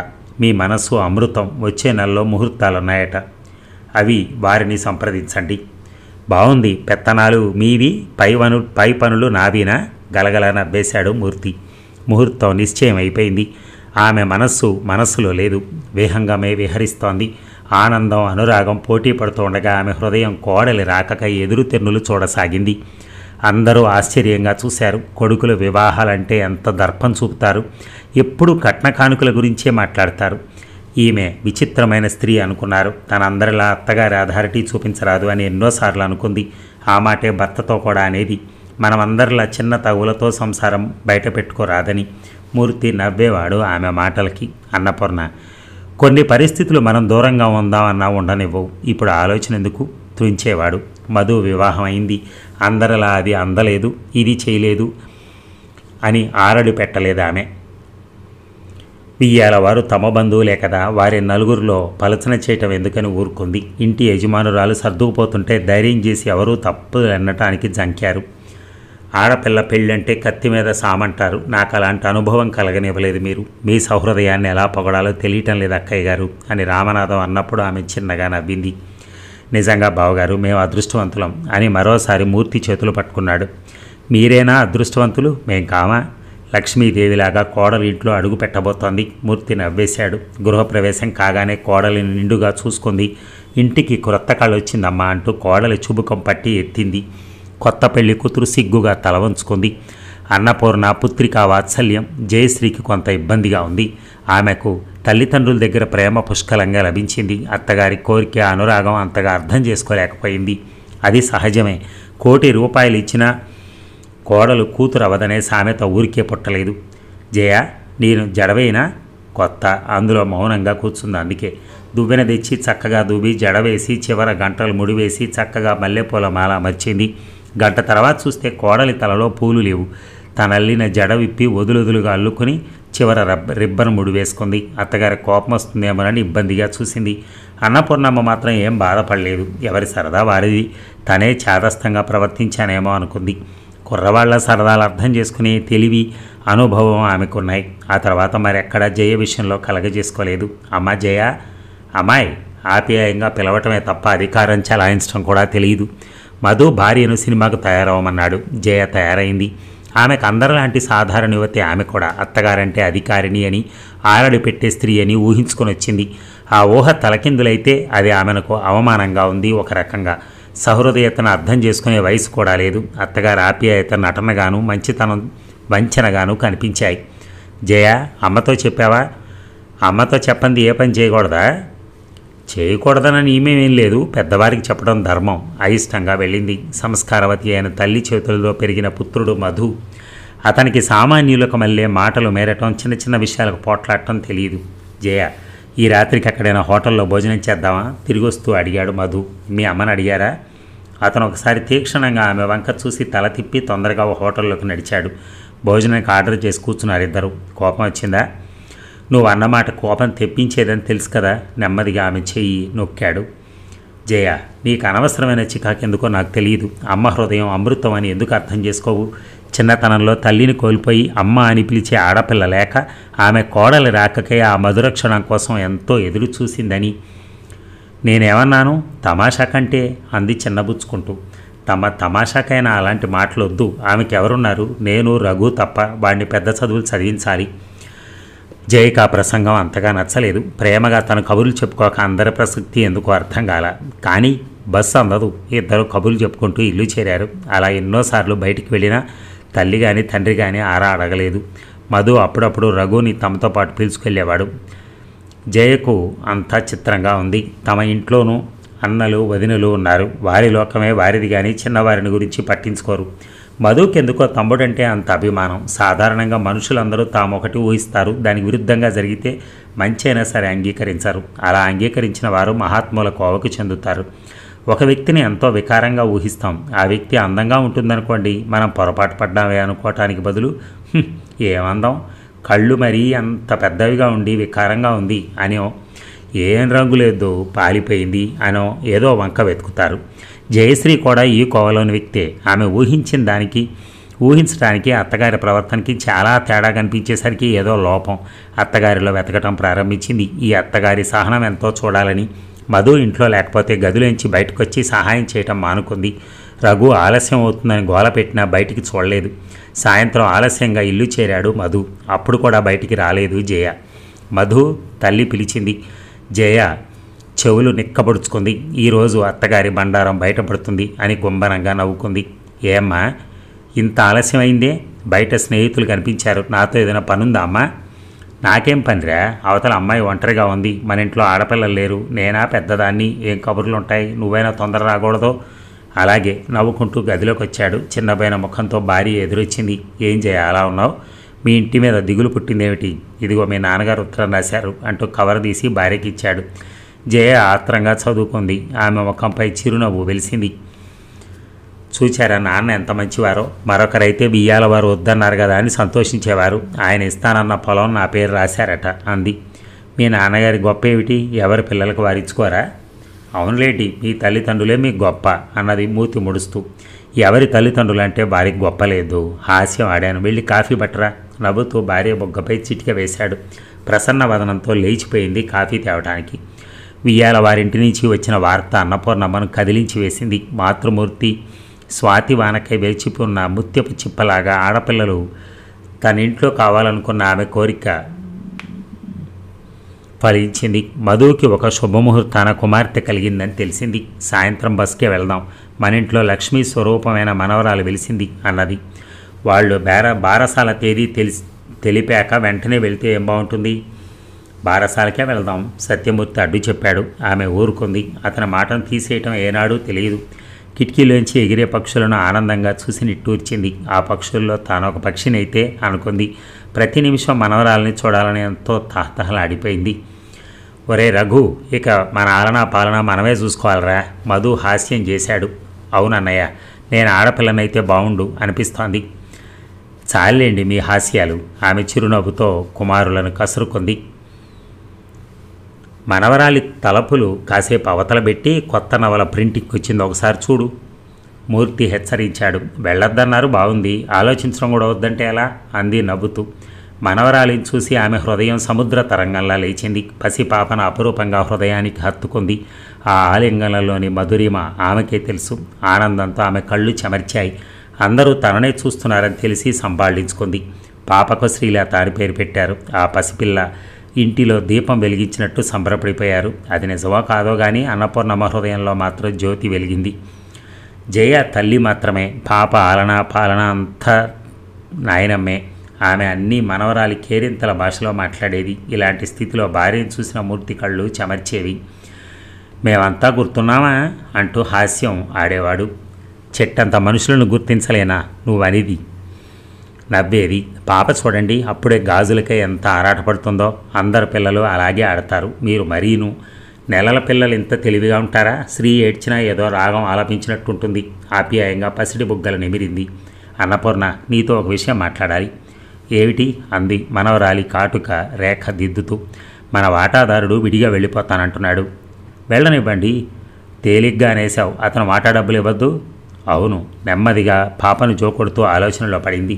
మాట్లాడవు? ఏమి మాట్లాడేది? మనంగా ఆలోచించుకునే కంటే అబ్బాయి చెవిని కూడా వేయండి. వాడికి మాత్రం ఏం తెలుసు మనకు తెలియకుండా డబ్బుందా అన్నాడు. వాడు ప్రాజ్ఞలు అవుతున్నారు. సంసారంలో కష్టసుఖాలు తెలిసి రావాలి కదా. వాడికి ఏం ఆలోచన వస్తుందో. నువ్వు అన్నది నిజమే అమ్మా.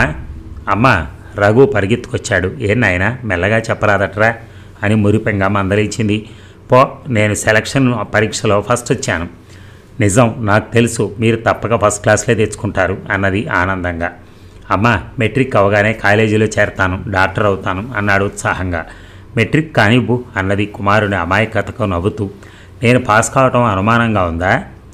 అంత ఉడుక్కోకరా నాయన, తప్పక పాస్ అవుతావు, పాప లేస్తుంది మెల్లగా అని కుమారుని వీపు తట్టింది మెల్లగా. శ్రీలత తన పిలుపుతో నానమ్మను పూర్తిగా ఆకట్టుకుంది. 9 నెలల పాప చిన్న చిన్న మాటలు అంటోంది. అందరూ అన్నపూర్ణమ్మకు అమ్మ అంటారు. ఆ పసిపాప కూడా మొదటిసారిగా అమ్మ అంది. నమ్మలేనట్టుగా వెనుతిరిగి శ్రీలత వంక చూసింది. అమ్మా, ఎత్తుకోమన్నట్టు చేతులు చాచింది. నా తల్లి, నా తల్లి. మాతృత్వపు మమత వరదలై పారినట్టుగా అనుభూతి చెందింది. ఆ పిల్లను హృదయానికి హత్తుకుంది. హద్దులు లేని ఆనంద తరంగాలు ఆశ్చర్య రూపంలో బయటపడ్డాయి, అశ్రు రూపంలో.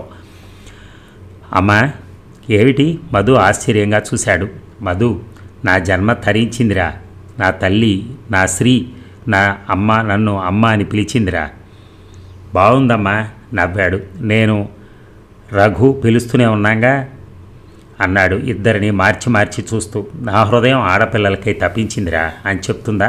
మీ పిలుపుకి శ్రీలత పిలుపుకి అంతం ఉంటుందా? అంతరం అని చెప్తుందా? ఒక తల్లి హృదయంలో పిల్లల పట్ల జాలువారి అనురాగం వర్ణింపతరమా? భాష చాలుతుందా? నీ కూతురితో తర్వాత ముచ్చట్లు కానీ నాకు అన్నం పెట్టు. నమ్మలేనట్టుగా కుమారుడి దశ చూసింది. అదేమిటమ్మా అలా చూస్తావు? శ్రీలత నీ మనవరాలు కాదు, కూతురు అని త్వరగా స్నానాల గదివైపుకి వెళ్ళిపోయాడు.